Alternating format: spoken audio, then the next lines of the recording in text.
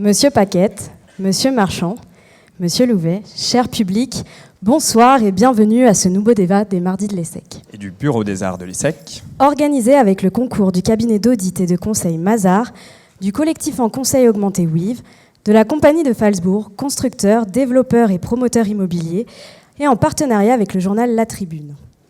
Ce soir, alors que la nuit tombe sur l'asphalte cergissois, nous vous proposons un voyage, une merveilleuse histoire de temps.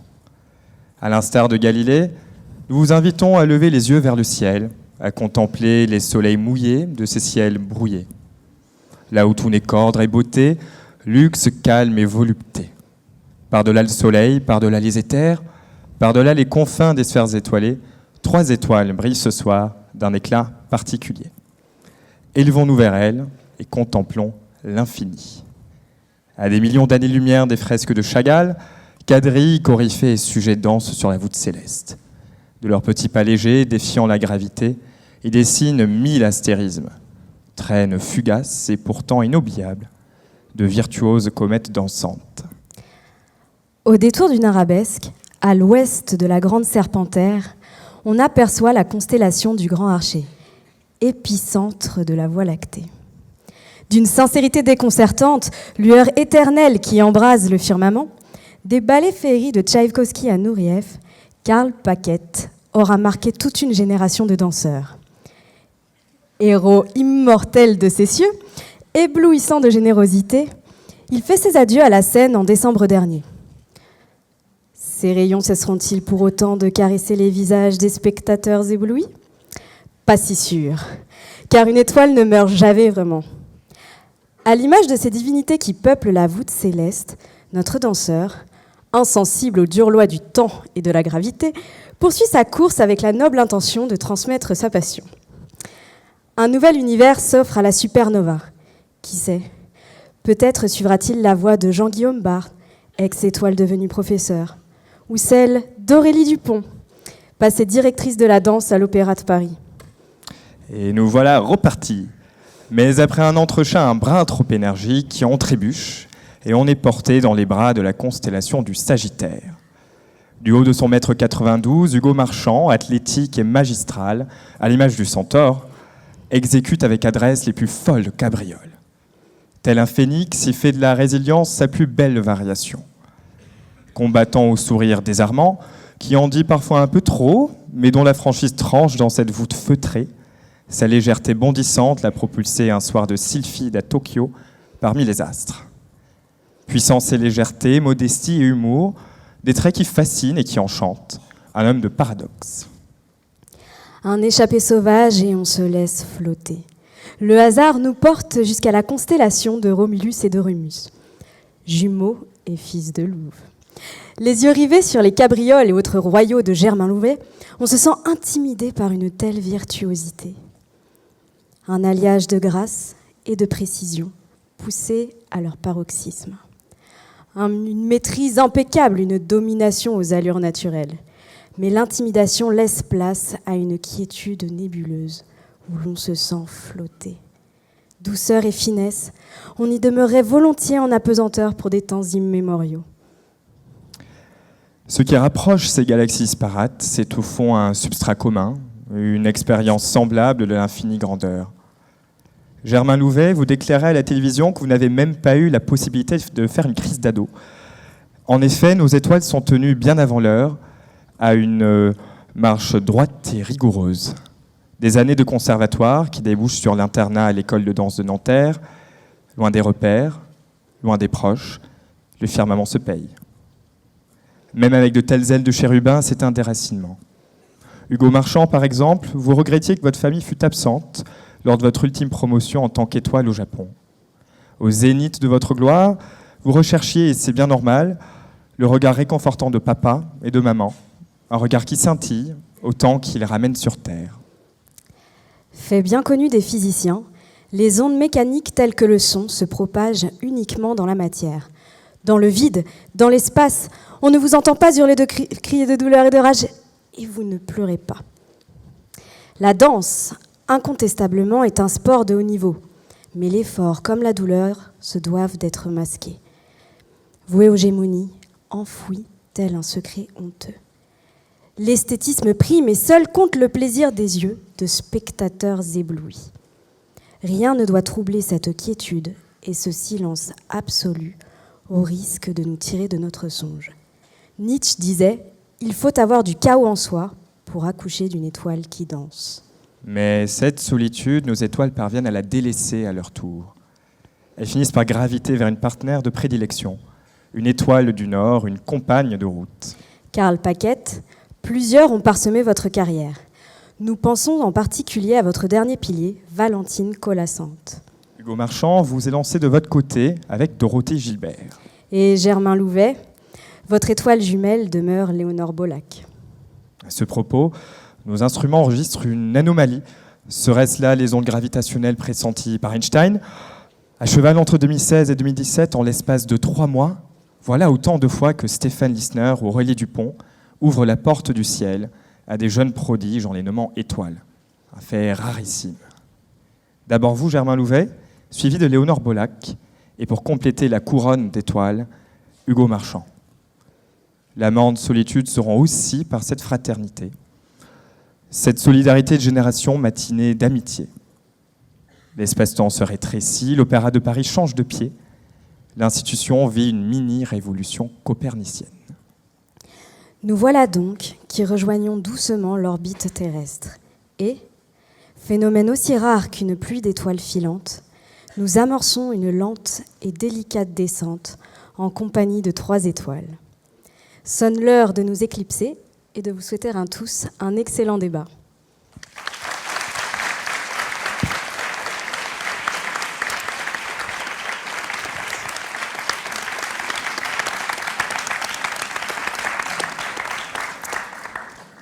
Germain Louvet, Karl Paquette, Hugo Marchand, merci d'avoir accepté l'invitation des Mardis de l'ESSEC. Comme le veut la tradition, vous disposez d'un court droit de réponse à la présentation que vient de faire Leïla et David.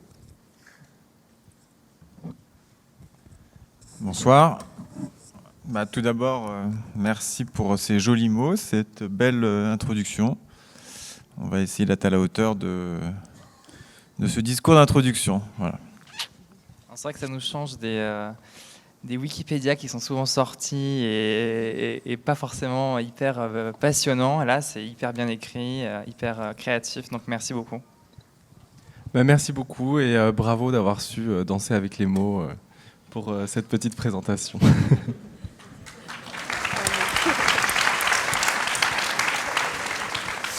Nous allons donc passer au débat qui sera structuré en 3 parties. Dans une première partie, nous aborderons votre parcours et le métier d'étoile, ainsi que les difficultés que vous avez pu rencontrer. Ensuite, nous souhaitons parler avec vous de l'Opéra de Paris en tant qu'institution, de ses forces, de ses faiblesses aussi. Et enfin, nous terminerons par une partie sur la danse en tant que savoir-faire français, avant tout. Et entre les parties 1 et 2, nous jouerons au traditionnel petit jeu des mardis pour détendre l'atmosphère avant d'aborder les questions qui fâchent. Donc avant de commencer, nous aimerions savoir pourquoi vous avez accepté l'invitation des mardis pour parler devant l'ESSEC et ses étudiants. La parole est au plus courageux. Je pense qu'on a tous les 3 accepté, d'ailleurs sans se concerter et sans savoir à la base qu'on allait se retrouver ensemble ici, parce qu'on est toujours content de pouvoir échanger, à la fois sur ce qu'on fait, à la fois sur ce que les autres font. Et c'est l'occasion pour nous de faire, que cette rencontre ait lieu et donc de pouvoir aussi, pour nous, de comprendre ce que c'est aussi l'ESSEC et ce que vous faites. Voilà, c'est toujours l'occasion de belles rencontres. Et puis c'est aussi l'occasion d'avoir un vrai pied dans la société, je trouve, parce souvent on est dans notre petit palais doré de Garnier, Bastille aussi, et on ne se rend pas forcément compte de la réalité du monde. Et je pense que vous êtes la réalité du monde actuel, en tout cas une partie de la réalité. C'est important de venir vous voir pour vous faire découvrir notre monde et puis découvrir le vôtre.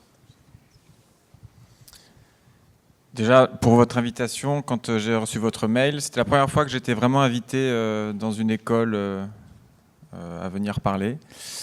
Mon statut de jeune retraité, va dire, me permet d'avoir un peu plus de temps et très favorablement, donc j'ai répondu et assez rapidement apparemment. Nous sommes là et avec grand plaisir d'échanger avec vous. C'était aussi l'intérêt de cette soirée. vous montrer un peu ce qu'est notre univers à nous, et pas le stéréotype que vous pouvez forcément en avoir, quoi. Et j'ajouterais qu'on a tous les trois Bac+0 et c'était l'occasion pour nous de faire un pas dans une université et pas des moindres. Donc. Merci. Benjamin Il a fait Miltier. un an de fac. Karl, pardon. Autant pour moi.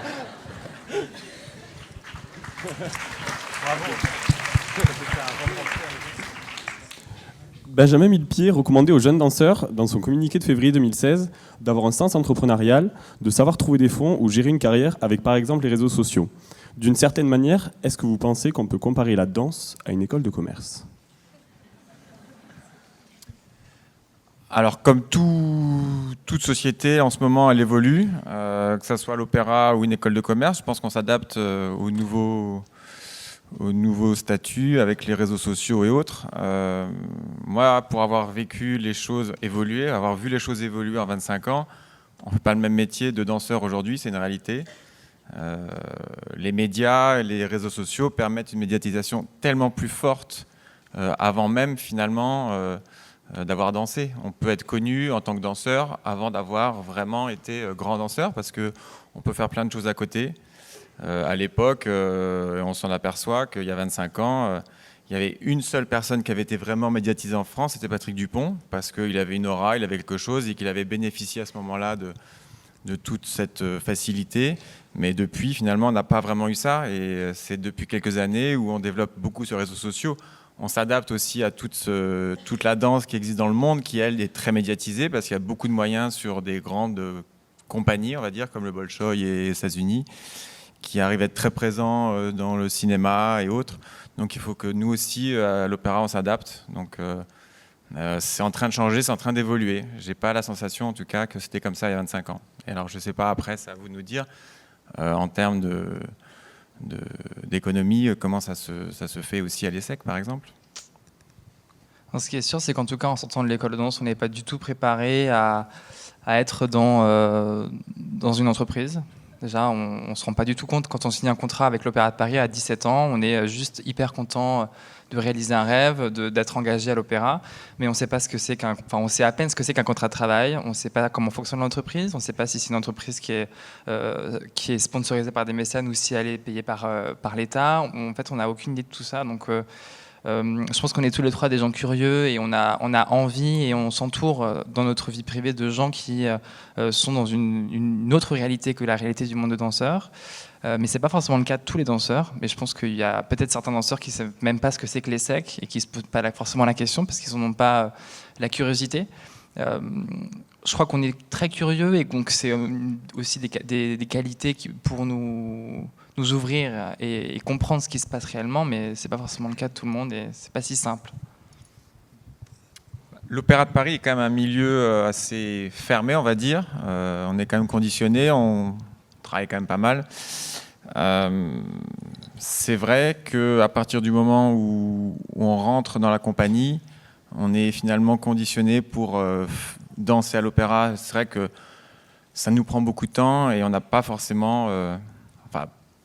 tu le disais très justement, pour notre part, on s'y intéressait, mais beaucoup peuvent vivre que de l'opéra et que à travers finalement le passage en scène et toute une carrière. On rentre à 17 ans, on est CDI, nous, danseurs. Mais on rentre même avant, parce qu'à l'école de danse, on arrive, on a 10 ans ou 12, 13, et c'est tout ce moment de l'adolescence où on se demande ce qu'on va faire plus tard, où on regarde quelles sont les écoles qu'on nous propose, les admissions post-bac, etc. C'est là où on se rend compte de la réalité de ce qui va arriver. Et nous, on ne se pose jamais ces questions-là. On ne s'est même pas demandé ce qu'on voulait faire plus tard parce qu'on voulait être danseur. Donc finalement, on ne s'intéresse même pas aux autres opportunités.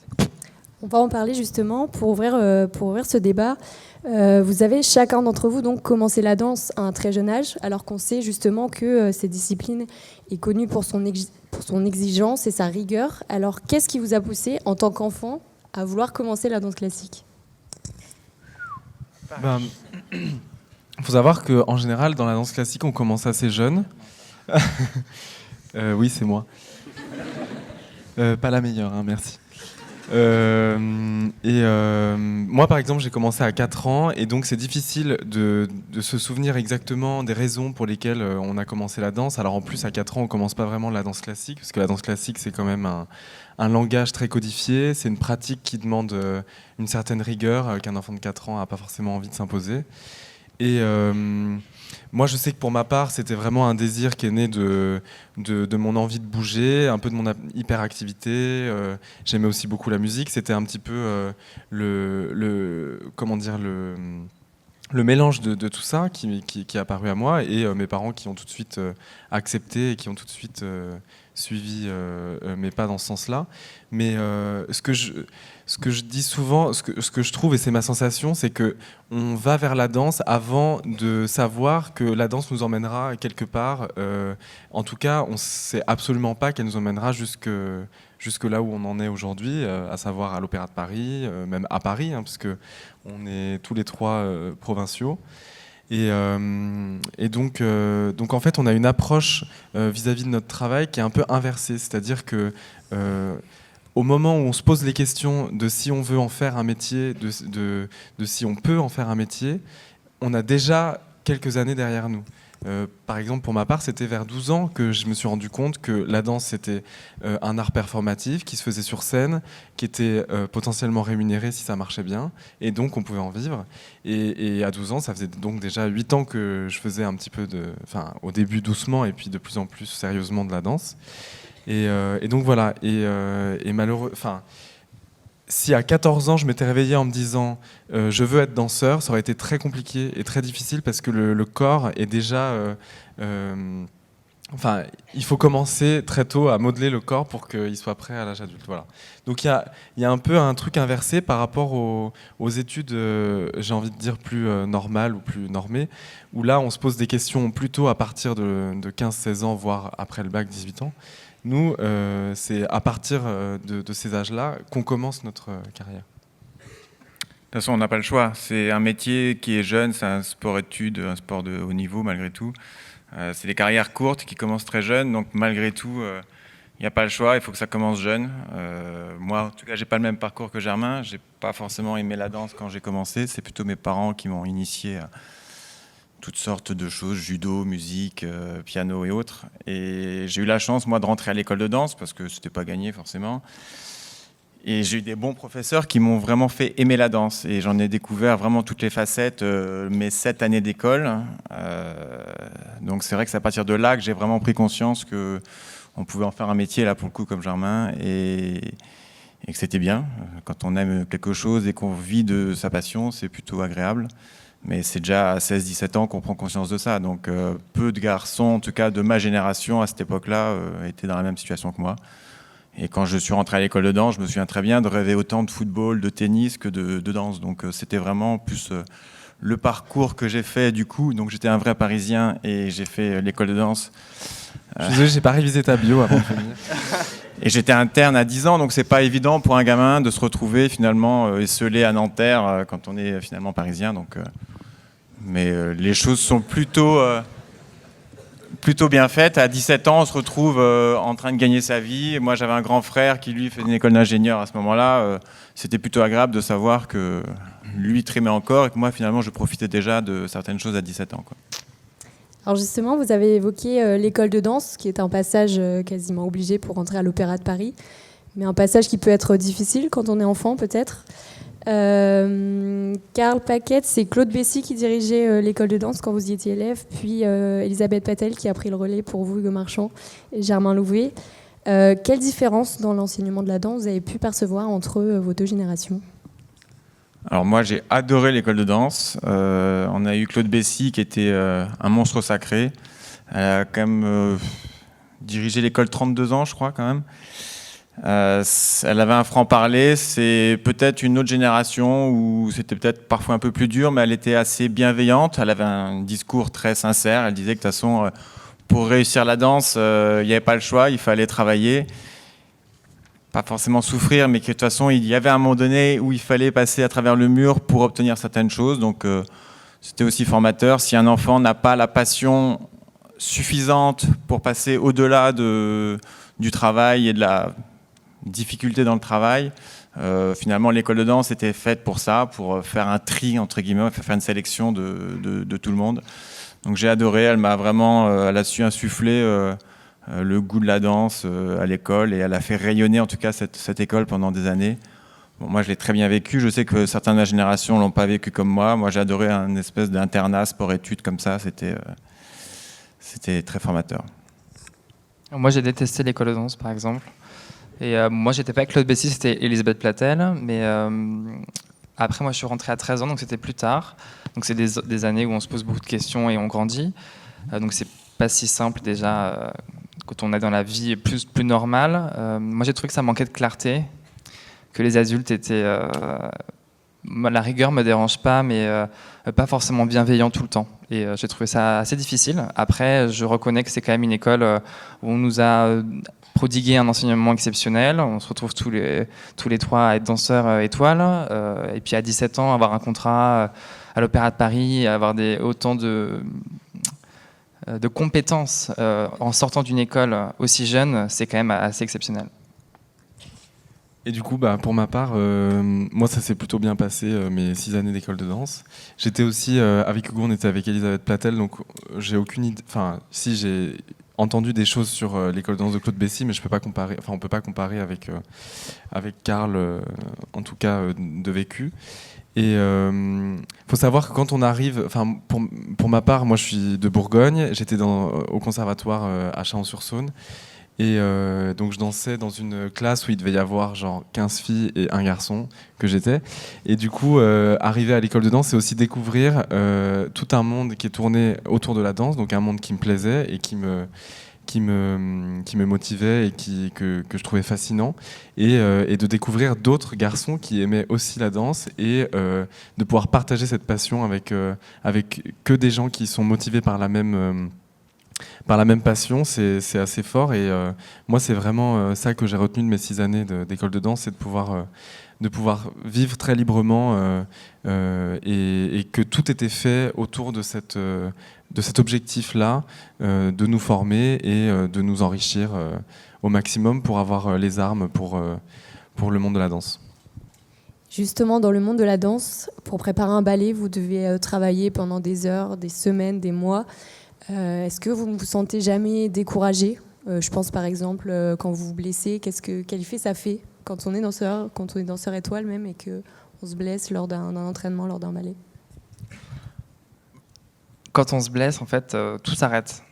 Parce que tout à coup, on sautait il y a une seconde avant et le faux pas ou l'erreur en fait, qu'on a commise est fatale et on est par terre et on peut pas forcément marcher, on peut plus se lever. Alors une seconde avant, on sautait et après on peut plus marcher. Et surtout, on quitte l'entreprise en fait, entre guillemets. Le temps de la convalescence, on va plus à l'opéra, donc on voit plus ses collègues, on voit plus ses amis, ou en tout cas on voit moins ses amis. D'une certaine manière, on perd notre titre d'étoile, je trouve, puisqu'on n'est plus personne dans le milieu de la danse. Le temps de cette convalescence, on ne danse plus, donc on perd. Je dirais une partie de soi d'une certaine manière. Je trouve que l'entreprise est quand même un endroit où les gens se distinguent, où les gens se rassurent, où les gens ont une place dans la société et la blessure fait qu'on n'en a plus. Et donc il y a ça et puis surtout le fait qu'on s'ennuie, on se fait chier parce qu'on est à la maison toute la journée, on a des kinés, on a mal et il faut se faire soigner, mais je trouve ça très très très difficile.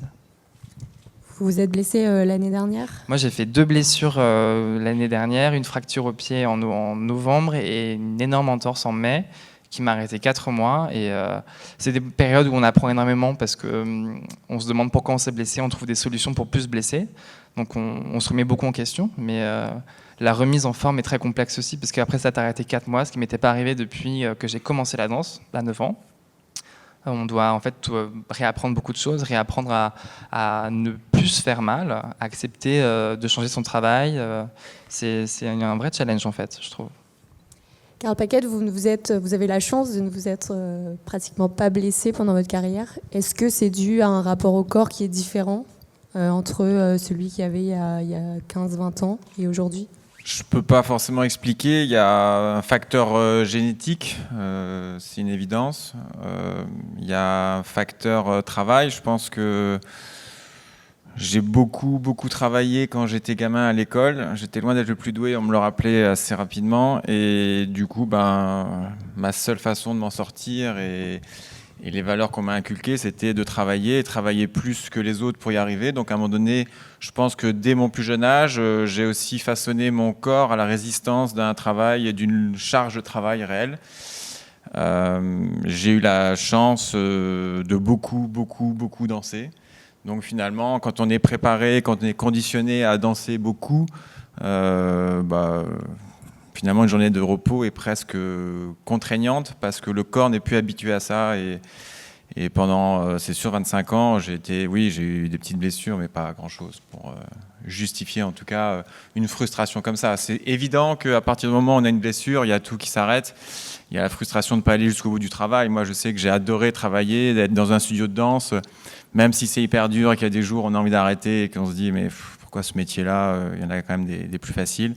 Mais il y a toujours eu la joie de faire quelque chose de différent tous les jours et d'obtenir une satisfaction au résultat du spectacle et d'avoir le retour en tout cas du public et de ses partenaires et de toute une équipe qui construit un spectacle, c'est inégalable. Donc c'est ça aussi qui nous porte, c'est une baraque qui lève le rideau quasiment tous les soirs, et même si on a une série de spectacles, j'ai souvenir d'avoir fait des séries de Lac des Cygnes, là, ce qu'ils vont faire, mais où sur une série de 22 spectacles, je crois que j'ai fait 16 fois de suite le rôle de Rothbart, le méchant. Mais tous les soirs, c'était différent. Et tous les soirs, je m'endormais à 3h du matin, le temps de faire retomber l'adrénaline, mais c'était comme ça. C'était le plaisir d'y aller aussi encore. Donc ça, c'est grandiose. Je me permets de rebondir sur ce que vous venez de dire. Il y a une phrase que vous avez dit, Hugo Marchand, dans une interview qui m'a bien plu. Vous avez dit donc 3 jours sans entraînement. Le premier jour, vous le sentez. Le deuxième jour, votre coach le sait. Et le troisième jour, c'est le public qui le voit. Alors, quel équilibre entre vie professionnelle et vie privée vous faites en tant qu'étoile ? Alors, cette phrase, je l'ai dite, mais elle n'est pas de moi. Elle est de quelqu'un d'autre. Je ne sais plus qui. Je sais pas si c'est Noureyev ou... non, je crois que c'est un grand musicien. Je ne me rappelle plus du nom, mais voilà. un pianiste, je crois qu'il avait... peut-être. C'est pas la même chose, alors. Mais ce qui est sûr, c'est que pour ma part, c'est vrai que c'est exactement ça. Hein. L'équilibre entre la vie professionnelle et la vie privée, je trouve ça difficile de gérer quand on a des spectacles... Par exemple, le Lac des Cygnes, c'est assez contraignant physiquement, c'est très fatigant. Il faut une préparation. Moi, avec mes blessures, j'aime arriver très tôt à l'opéra pour me préparer physiquement, même aux cours et aux répétitions. Et après, les spectacles ou les grosses répétitions, des étirements, une récupération sportive, des massages. Donc en fait, ça prend du temps. Et c'est pénible parce qu'on aimerait faire autre chose. On aimerait aller prendre un verre avec des amis à l'extérieur. On aimerait aller dîner au restaurant. Ou à la maison, peu importe, mais c'est des moments de la vie, en tout cas pour le Lac des Cygnes, de la saison, où moi je vais me mettre un petit peu entre parenthèses ma vie sympa de l'extérieur pour me mettre totalement dans mon rôle de danseur étoile, parce que j'ai envie d'en profiter un maximum sur scène. Je pourrais en fait gérer un petit peu différemment, mais je sais que je vais être frustré parce que je ne vais pas réussir à donner, ou en tout cas je crois que je ne vais pas réussir à donner ce que je veux sur scène. Et je préfère... me mettre un peu des barrières à côté pour pouvoir en profiter plus sur scène après. Et juste, je voulais rebondir sur le découragement, comme vous avez dit tout à l'heure. Heureusement, on n'en a quand même pas trop, mais il n'y a pas que le corps qui décourage. Parfois, c'est aussi, évidemment, on a forcément des moments de doute, notamment artistiques, parce qu'on aborde des rôles comme là, par exemple, le Lac des Cygnes, des rôles qui ont une consistance psychologique, qui ont surtout une histoire. Ça fait presque... 150 ans que le Lac des Cygnes existe, et tous les plus grands danseurs du monde l'ont abordé. Donc on a envie évidemment de s'inscrire dans l'excellence et de donner le meilleur de soi-même, mais on a aussi envie d'essayer de poser un peu sa patte, de le rendre un tant soit peu moderne, parce que c'est aussi un challenge en 2019 de raconter un conte, parce qu'on fait beaucoup de rôles qui sont issus de contes dans le ballet classique. et que le public d'aujourd'hui, que ce soit des gens âgés ou que ce soit des gens jeunes ou que ce soit vous, puisse s'identifier dans ces rôles-là, alors quand même qu'on raconte des histoires parfois, excusez-moi, un peu désuètes. Enfin, en tout cas, qui ne s'inscrivent pas dans ce que nous, on attend d'un conte moderne. Donc ça, c'est notre challenge. Et parfois, c'est décourageant, en effet, de se rendre compte qu'on n'a pas réussi à exprimer ce qu'on voulait exprimer. Ou alors, on tombe sur une vidéo de nous. Et là, c'est l'horreur, parce que d'un coup, on se dit « Ah, mais à ce moment-là, je pensais que j'étais beau, mais en fait, pas du tout. » Et personne ne me l'a dit. Et pourquoi ? Et en fait, on est seul face à ce genre de réalité, même si on a des super coachs, qu'on a des gens qui nous entourent, parce qu'en fait, on est aussi seul à savoir qu'est-ce qu'on veut donner, à savoir ce qu'on veut faire de tout ça.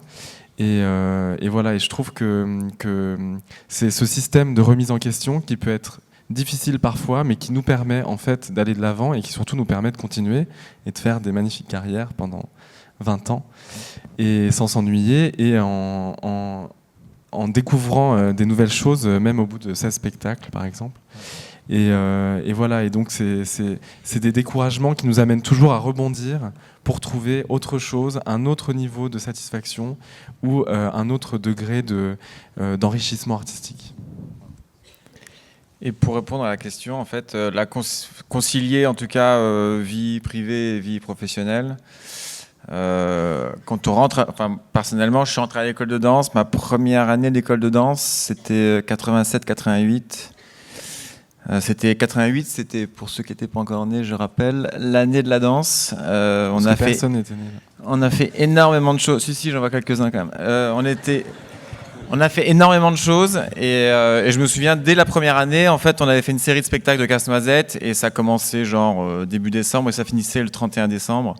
Donc Noël en famille, je n'ai pas connu ça depuis ma très jeune enfance et ça m'a jamais posé de problème. À partir du moment où en fait j'ai fait ce choix d'être danseur, je savais que ça, en tout cas, ça entamerait, ça prendrait du temps sur une vie privée. Après, on s'octroie du temps et je dis pas que je suis un exemple, hein, mais j'ai quand même réussi à avoir une vie de famille. J'ai 2 garçons. Je pense pas qu'ils souffrent de mon absence et je pense être assez présent. Et on a une chance d'être danseur étoile, c'est qu'on a des plannings un peu mieux arrangés que les autres quand même. Donc finalement, j'en profite. J'ai pas la sensation que c'est incompatible de faire un métier à haut niveau comme ça, avec beaucoup d'exigences. Il y a des soirs de la semaine, ils le savent. Il y a 5 spectacles dans la semaine, je serai pas là le soir. Ça, c'est une évidence. En même temps, après, c'est à soi personnel de savoir ce qu'on veut en faire. Et finalement, la vie nous fait relativiser sur beaucoup de choses. C'est un exemple tout con, mais je me souviens donc à la naissance de mon premier garçon, c'était en pleine série de Paquita. Paquita, toujours aussi désuet, mais quand même une histoire. Et à tout moment, elle pouvait accoucher, ma femme. Et ma priorité, c'était plutôt d'aller à l'accouchement que de faire un spectacle en scène. Donc en fait, on prend conscience de la valeur du spectacle par rapport à sa vie personnelle. Donc on sait que finalement, à un moment donné, on met aussi une barrière et des limites à ce choix. Donc c'est bien fait. Donc maintenant qu'on a abordé votre vie personnelle, j'aimerais aborder la vie à l'opéra et plutôt les échanges. Il y a beaucoup à dire. La vie à l'opéra et notamment les échanges entre les danseurs. Donc Germain, Hugo, vous avez tous les deux 25 ans, votre carrière de danseur étoile ne fait que commencer. En revanche, Karl Paquet, vous avez 42 ans, vous venez de tirer votre référence sur la scène de l'Opéra Bastille le 31 décembre dernier. Vous avez annoncé votre volonté de transmettre votre savoir-faire en devenant professeur. Est-ce qu'en tant que danseur étoile, vous aidiez déjà les plus jeunes danseurs, notamment dans le corps de ballet, pour leur donner des conseils et être présent ? Alors moi, j'ai toujours voulu enseigner. J'étais à l'école de danse et je me suis dit, après ma carrière de danseur, je serai prof à l'école de danse. Bon, je ne sais pas si ça aura lieu un jour, j'espère. Je suis entré dans la compagnie. Il fallait avoir 3 ans de ballet pour passer un diplôme d'État. 200 heures à passer, c'est rien, donc on le fait. Et ça me permettait d'enseigner. Donc je l'ai fait, j'avais 20 ans, j'ai eu mon diplôme d'État. Donc j'ai toujours voulu enseigner, ça c'est une réalité. Je me suis toujours intéressé à la jeunesse. J'ai d'ailleurs toujours dit que la jeunesse, c'est porteur, qu'il faut en prendre soin. Ça va, t'as 40 ans, hein, t'as pas non plus... Et c'est vrai que depuis quelques années, je voyais pointer l'horizon des adieux, donc je me suis dit, prépare les choses convenablement, et naturellement, finalement, j'aimais ça, et j'aimais transmettre, c'est important. Je pense que si nous, on ne transmet pas notre savoir et notre expérience et autres, c'est un peu la mort de notre métier, vous le voyez par vous-même aussi. Il faut savoir continuer à transmettre tout ça. Donc ça fait des années déjà que ça a commencé. Là, ça va être plus sérieux. Je vais prendre le temps aussi sérieusement de les voir. Parce que là, c'était facile finalement de faire travailler des gens dans la compagnie. C'était en espèce d'autarcie. Aujourd'hui, c'est se confronter à la réalité de l'extérieur qui sont parfois à un niveau inférieur, mais c'est à nous de pallier à ça. Et pour rebondir sur donc le métier de professeur, quelle pédagogie vous adopteriez aujourd'hui? Est-ce que vous choisiriez la même pédagogie que vous avez eue lorsque vous étiez à l'école ou une pédagogie différente? Moi, j'ai adoré. J'ai eu deux grands professeurs, donc Claude Bessy, qui était la directrice de l'école, et aussi Max Bozzoni, qui était un ancien danseur étoile, qui m'a formé, qui m'a appris à aimer la danse. Et je lui dois beaucoup. Et je pense que même quand c'est dur, il faut savoir apprécier que la danse, chaque jour, c'est des pierres qu'on met les unes au-dessus des autres pour faire quelque chose de grand.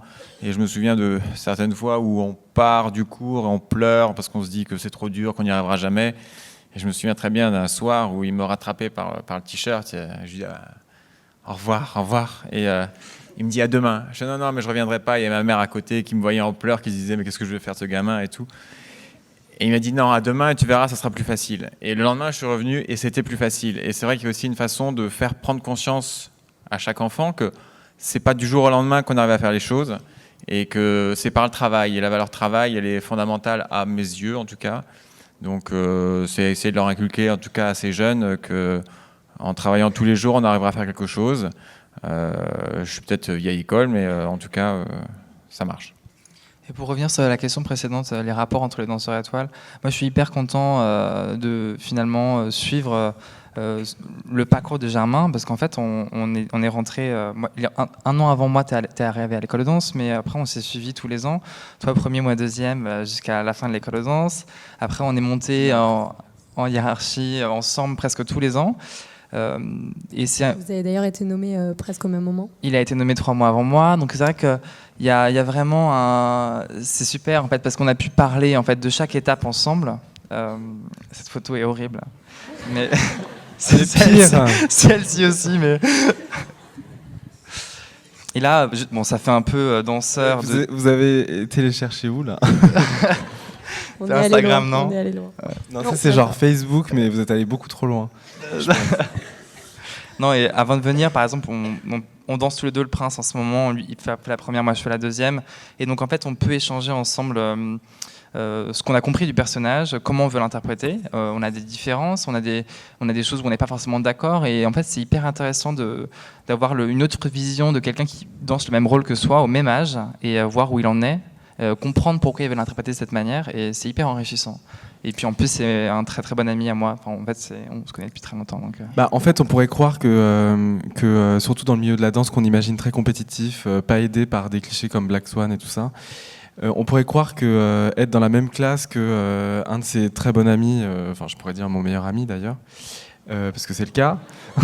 Non mais alors on pourrait croire que ça pourrait être handicapant ou que ça pourrait noircir les relations qu'on a entre nous, mais en fait au contraire, moi ça a été vraiment un pilier aussi de pouvoir compter sur l'aide de quelqu'un qui en fait vit la même chose que moi. Et faut pas oublier que la danse c'est un combat avec soi-même, avec son propre corps. Quand on est sur scène, on est seul face au public. On joue pas au tennis l'un contre l'autre. On fait chacun du mieux qu'on peut pour être le mieux qu'on peut par rapport à ce que nous on a envie de donner. Et en fait, c'était beaucoup plus un soutien, un support et une aide de pouvoir grandir ensemble, de pouvoir gravir les échelons ensemble que l'inverse.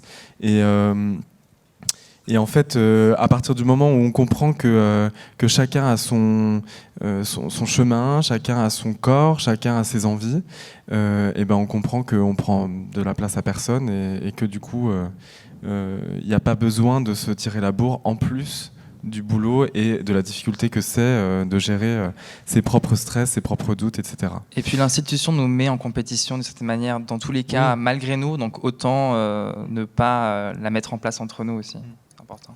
Et moi qui ai vu l'évolution alors depuis 25 ans et déjà avant, on s'aperçoit que c'est toujours assez générationnel. En fait, il y a toujours une année qui fait partir une autre. Je me souviens des années avant moi, il y avait une classe, il y avait 6 garçons qui sont arrivés, ils sont quand même tous solistes finalement dans la compagnie. 6 ans après, il y a une autre génération qui est arrivée et ça se répète éternellement. Et c'est vrai que c'est assez sympa, il y a vraiment une émulation qui se crée quand il y a finalement plusieurs bons éléments dans une classe, parce que on cherche pas à les comparer, de toute façon ils sont pas pareils, mais en scène ils apporteront chacun quelque chose de différent et le public de toute façon ne veut pas voir la même chose tous les soirs, donc il veut voir une personnalité et on est aussi étoile parce qu'il y a une personnalité qui est différente et qui se génère par défaut. Donc c'est ça qui est intéressant et il y en aura d'autres et ils se feront débouler par d'autres générations qui arriveront et qui auront quelque chose de nouveau à proposer et c'est ça qui est hyper enrichissant. On a la chance quand même d'être dans une compagnie où ça dure 25 ans une carrière. Et donc, il faut faire le topo. En 25 ans, c'est 4 fois une génération qui arrive, quoi. Notamment, donc, le titre de danseur étoile vous permet de jouer les plus grands rôles du répertoire de l'opéra. Qu'est-ce que ça vous apporte à votre niveau personnellement et non au niveau professionnel, et notamment dans l'attribution des rôles, dans le choix des rôles? Voilà, comment ça se passe d'être étoile à l'opéra? On peut pas tout danser de toute façon, ça c'est une réalité. Je dis pas qu'il faut vivre frustré, mais la réalité c'est que moi j'ai jamais dansé Le Prince de la Belle au Bois dormant, j'ai jamais voulu le faire de toute façon, j'ai jamais dansé La Sylphide, Hugo il a été nommé dessus. C'est comme ça. Il y a eu d'autres rôles où je me suis éclaté et c'était tout bénef. Et il y en a certains que j'ai dansé 40, 50 fois et c'était toujours aussi enrichissant même de le danser la 50e fois. Donc chacun a sa carrière. Il y a des moments, je pense, une époque plus ancienne que nous, on était encore plus cloisonnés dans nos rôles et il fallait pas changer de ça. On a aujourd'hui la chance quand même d'avoir un répertoire encore plus enrichi avec des chorégraphes qui ont su créer des ballets beaucoup plus modernes, parce que là on parlait des contes qui sont refaits des années 1890 et autres. Depuis, on a quand même des grands chorégraphes qui ont fait des ballets assez modernes, Onegin, je parle de ça, je parle de la Dame aux Camélias et autres. Yvan le Terrible, on a eu des ballets qui sont beaucoup plus modernes et tout aussi agréables à danser. Donc le répertoire, il est varié, on peut pas tout faire dans une carrière, c'est que 25 ans malgré tout. Donc et parfois, certains rôles qu'on a envie de danser, c'est le jour de la blessure, donc c'est comme ça, il faut vivre avec. Il ne faut pas venir frustré parce que c'est là où ça génère une énergie négative et je pense qu'on a besoin que de positif dans ce métier qui est déjà assez difficile. Mais qu'est-ce que ça nous apporte? Je crois avant tout, c'est quand même un plaisir immense parce qu'on est passionné et qu'on fait quand même un métier passion. En 2019, on a la chance de gagner de l'argent, d'être payé, de pouvoir avoir un appartement, de bien vivre et de faire un métier qu'on aime et que moi qui remplit ma vie énormément. Donc je crois que ça c'est le plus important, c'est qu'en fait c'est horrible, mais c'est avant tout un plaisir égoïste aussi pour redonner après en scène pour le spectateur. Mais c'est énorme ce que ça me procure de faire un ballet en 3 actes, même des ballets contemporains. Le plaisir que j'ai quand je suis sur scène et de pouvoir utiliser mon corps comme moyen d'expression et utiliser mettre la musique en valeur sur des scènes de magnifiques théâtres comme Garnier, Bastille, c'est quand même dingue. C'est un rêve éveillé en fait, c'est un rêve réalité. Et puis, faut rappeler quand même que, au-delà de notre amour de la danse, on se retrouve grâce à ce titre d'étoile, pour rebondir avec ce qu'on disait, on se retrouve à interpréter des rôles qui sont au cœur de la narration du ballet qu'on va proposer et donc qui nous permettent d'aborder artistiquement des histoires et même des émotions, d'aller chercher en nous des choses qu'on n'aurait jamais pu si on n'avait pas eu cette chance et ce titre. Même si, par exemple, à l'Opéra de Paris, donc il y a le corps de ballet, c'est les danseurs qui font les ensembles en général, qui font partie aussi de la narration, n'auront pas forcément l'occasion de jouer le désespoir et la souffrance de Roméo et Juliette. Et voilà, et ça, c'est quand même extraordinaire. Et évidemment, on mesure cette chance-là et on y goûte à pleines dents. En fait, le métier de danseur, maintenant, c'est un métier d'acteur totalement. Quand on fait des ballets d'interprétation, on se retrouve pendant 2h30. On a la chance de pouvoir s'oublier totalement et de devenir quelqu'un d'autre, de s'autoriser à devenir quelqu'un d'autre, de s'autoriser à tomber amoureux de quelqu'un d'autre, à tuer quelqu'un, à le regretter, à mourir. En fait, donc il y a un travail d'introspection qui est énorme parce qu'on va chercher dans nos émotions pures et dans notre intérieur profond. Mais il y a quand même un truc qui est de l'ordre du lâcher-prise qui est incroyable. Moi, j'ai l'impression de vivre plusieurs vies dans une même vie, en fait.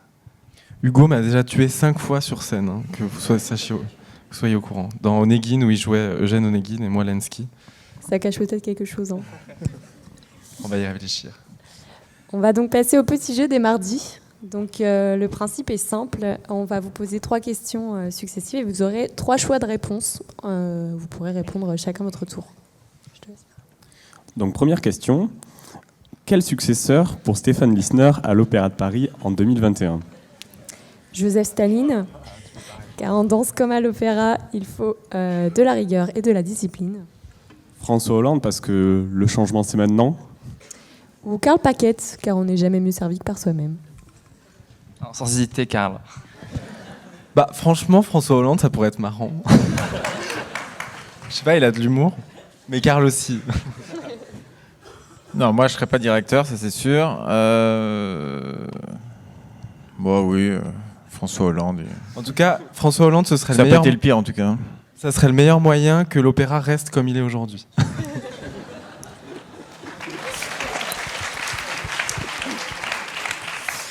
Alors, deuxième question. Quelle étoile êtes-vous ? Alors moi, je suis forcément Patrick de Bob l'éponge. Alors, je vais quand même énumérer les 3 propositions. Du moins pour Désolé, connaître les ça 2 va. autres réponses. Ouais. Alors, première proposition, l'étoile de Mario Kart, car vous allez toujours plus vite que la musique et vous en faites voir de toutes les couleurs à votre entourage. Patrick, dans Bob l'éponge, parce que rien ne presse, vous préférez prendre votre temps. Ou l'étoile du berger, car vous guidez les autres et n'annoncez que des bonnes nouvelles. Alors, moi je suis Mario Kart à mort, quoi. J'ai joué à Mario Kart et j'adore ça. Je lance des bananes. Vous connaissez, non, quand même, j'espère. Alors, moi, je sais pas trop. Ouais, Mario mais Kart, c'est l'étoile du peut-être, berger. ou- Viens nous guider. Non, mais j'aime bien Patrick ton aussi, mais ça me 92. correspond pas. Mais je sais pas, je me sens pas représenté dans ces catégories. Qu'est-ce qui vous plaît chez Patrick alors ? Parce que c'est Germain, en fait. Ça me fait rire. En fait, j'ai vraiment rien à voir, je pense, avec le personnage de Patrick, mais c'est juste qu'on m'a comparé à lui comme ça pour rire, et du coup, c'est resté. Dernière question. Lors de soirées entre amis, quelle danse préférez-vous danser ? Le rock, pour pouvoir inviter une jeune femme à danser et épater vos amis. Le zouk, parce que sensualité et déhanché, ça vous connaît. Ou enfin la valse viennoise, car à l'image de l'opéra, vous aimez les traditions. Alors, perso, je suis aucun des 3 en fait. Donc, Ouais, aucun des 3. On vous il y a laisse le des, choix il y a de des- la il y a des réponse. soirs j'ai envie, il y a des soirs j'ai pas envie. Donc, Du zouk à la limite, mais bon. ouais, je serais plus. On aura peut-être des intéressés dans la salle. D'ailleurs, c'est rigolo, la danseuse, le couple là, ils viennent de chez moi en Bourgogne, voilà, je sais pas pourquoi. Oui. Ils font de la danse de salon, genre 10 fois champion du monde, ou je sais pas quoi. Mais du zouk. Très bien, merci pour cette petite pause avec ce petit Vous jeu. n'avez pas les questions du mercredi, parce qu'on aura peut-être un peu plus du coup là. C'est un peu le burger quiz de l'ESSEC en fait, non le mardi. Donc, maintenant, après cette petite pause, entamons la deuxième partie ensemble et parlons désormais de l'Opéra de Paris en tant qu'institution, de ses forces et de ses faiblesses. Pour remettre un peu en contexte, Benjamin Millepied succède à Brigitte Lefebvre à la direction du Ballet de l'Opéra de Paris le 1er novembre 2014. Il a de nombreux projets pour l'opéra et souhaite notamment apporter un changement sur le long terme. 1 an et demi plus tard, son départ de la direction de la danse, malgré ses propres maladresses, signe la difficulté à réformer cette institution prestigieuse qu'est l'opéra. Alors j'ai une question pour vous trois. Qu'avez-vous pensé du mandat de Benjamin Millepied à la direction du ballet de l'Opéra de Paris ? Alors, je vais répondre en premier, parce que pour moi, ça n'a pas été ma meilleure période, c'est une réalité. Je vais donner du crédit à Benjamin. Il est arrivé avec beaucoup de bonne volonté. Il a vécu aux États-Unis toute sa carrière. C'est pas le même fonctionnement. Il est arrivé à l'Opéra de Paris, l'institution, 350 ans. On change pas ça comme ça du jour au lendemain. Et je pense qu'il avait de bonnes intentions. Je pense qu'il voulait mettre du sang neuf dans l'institution. C'est vrai qu'on a eu Brigitte Lefebvre. Moi, j'ai toujours connu Brigitte Lefebvre directrice. Donc ça faisait déjà 18-19 ans qu'elle était là, directrice. Il fallait quelque chose d'un renouveau, c'est sûr, mais il s'y est pas pris comme il fallait. Il a d'abord voulu, je pense, mettre son nom en avant plutôt que l'institution en avant et d'en profiter par déduction. Donc je pense qu'il s'y est mal pris. Il a quand même apporté des choses. Le danseur a davantage pris conscience des réseaux sociaux. Ça a permis de se mettre, en tout cas de s'aligner en tout cas sur les autres compagnies. Il a fait prendre conscience que les danseurs, c'était des sportifs de haut niveau. Ça n'a pas l'air, mais sportifs de haut niveau quand même. Donc il a beaucoup aménagé pour la santé à l'opéra, que le pôle santé a été beaucoup développé, et tant mieux, c'était plutôt une bonne chose. Après, on va parler clairement, moi il m'a mis au placard, donc je ne peux pas dire que je l'ai bien vécu. Après, j'ai rebondi, j'avais d'autres choses en parallèle à vivre et la relève est arrivée. Écoutons la relève. Alors, c'est sûr que nous, avec Hugo, c'est compliqué de très objectivement. Enfin, on a un point de vue objectif sur la situation, mais très personnellement, Benjamin, il nous a donné nos premiers rôles d'étoiles, alors même qu'on n'était pas dans la hiérarchie, on était encore dans les grades de corps de ballet. Donc c'est grâce à lui, si on a pu, c'est même pas grâce à lui qu'on est devenu étoile, mais c'est grâce à lui qu'on a pu comprendre ce que c'était qu'être soliste et même avoir l'ambition de le devenir. Et donc voilà, d'un point de vue très personnel, ça a été un tremplin pour notre carrière. Je suis désolé, je dis nous, mais tu m'arrêtes si je veux. Et donc voilà, donc ça c'est une chose. Moi, d'un point de vue général, alors j'ai connu Brigitte Lefebvre 2 ans et demi, 3 ans, donc pas beaucoup pour ainsi dire, surtout que ces premières années, elles sont pour les jeunes danseurs, des années d'apprentissage. On passe beaucoup de temps en coulisses, on est souvent remplaçant, donc c'est pas forcément les moments les plus fun professionnellement. Et du coup, je peux avoir un point de vue sur ces 20 ans de direction, mais en tout cas, en tant que danseur, j'ai pas vraiment de choses à dire. Moi, j'ai trouvé que Benjamin Millepied avait apporté un vent nouveau, ça c'est sûr. Dire qu'on en avait besoin, je sais pas. Je pense que c'est jamais très bien quand quelqu'un est à la tête d'une institution pendant 20 ans. Enfin, c'est pas que c'est jamais très bien, c'est qu'au bout de 20 ans, il y a quand même un certain essoufflement, une certaine fatigue, et qu'il est toujours bien de changer. Et voilà, Benjamin est arrivé dans cette conjoncture. Il est arrivé des États-Unis, il était plus américain que français, alors qu'il est français de base. Mais en tout cas, dans son système de pensée, dans son système managérial, dans la manière dont il voyait la communication de l'Opéra de Paris, le fonctionnement interne, il avait vraiment une vision américaine. Et je suis pas sûr que cette vision américaine, elle était bénéfique à l'opéra, en tout cas pas au rythme où il voulait l'imposer au gros navire qui est l'Opéra de Paris et qui est long à mobiliser.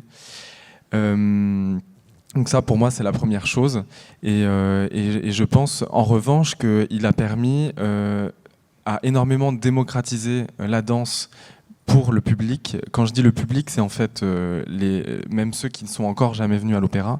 J'ai la sensation qu'il a donné de la visibilité, même indirectement, même par sa femme Nathalie Portman, c'est un peu bête, mais ça, moi, tous les gens que je rencontre dans la rue me parlent de Benjamin Millepied, alors qu'il est déjà parti il y a 2 ans et demi. Et donc voilà, donc je pense que c'est une réalité. Il a donné à l'Opéra de Paris, au ballet de l'Opéra de Paris, quelque chose de concret, de moderne, de glamour. Et après, en effet, Donc là, je fais un peu son apologie, mais on a vu aussi les problèmes en interne, qui est que finalement, il avait du mal à manager les 154 danseurs.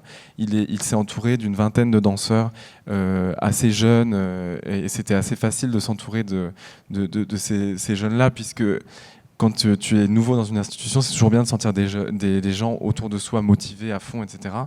Et il a délaissé, je pense, une bonne partie de la compagnie. En tout cas, humainement, c'était pas intéressant pour ces autres danseurs.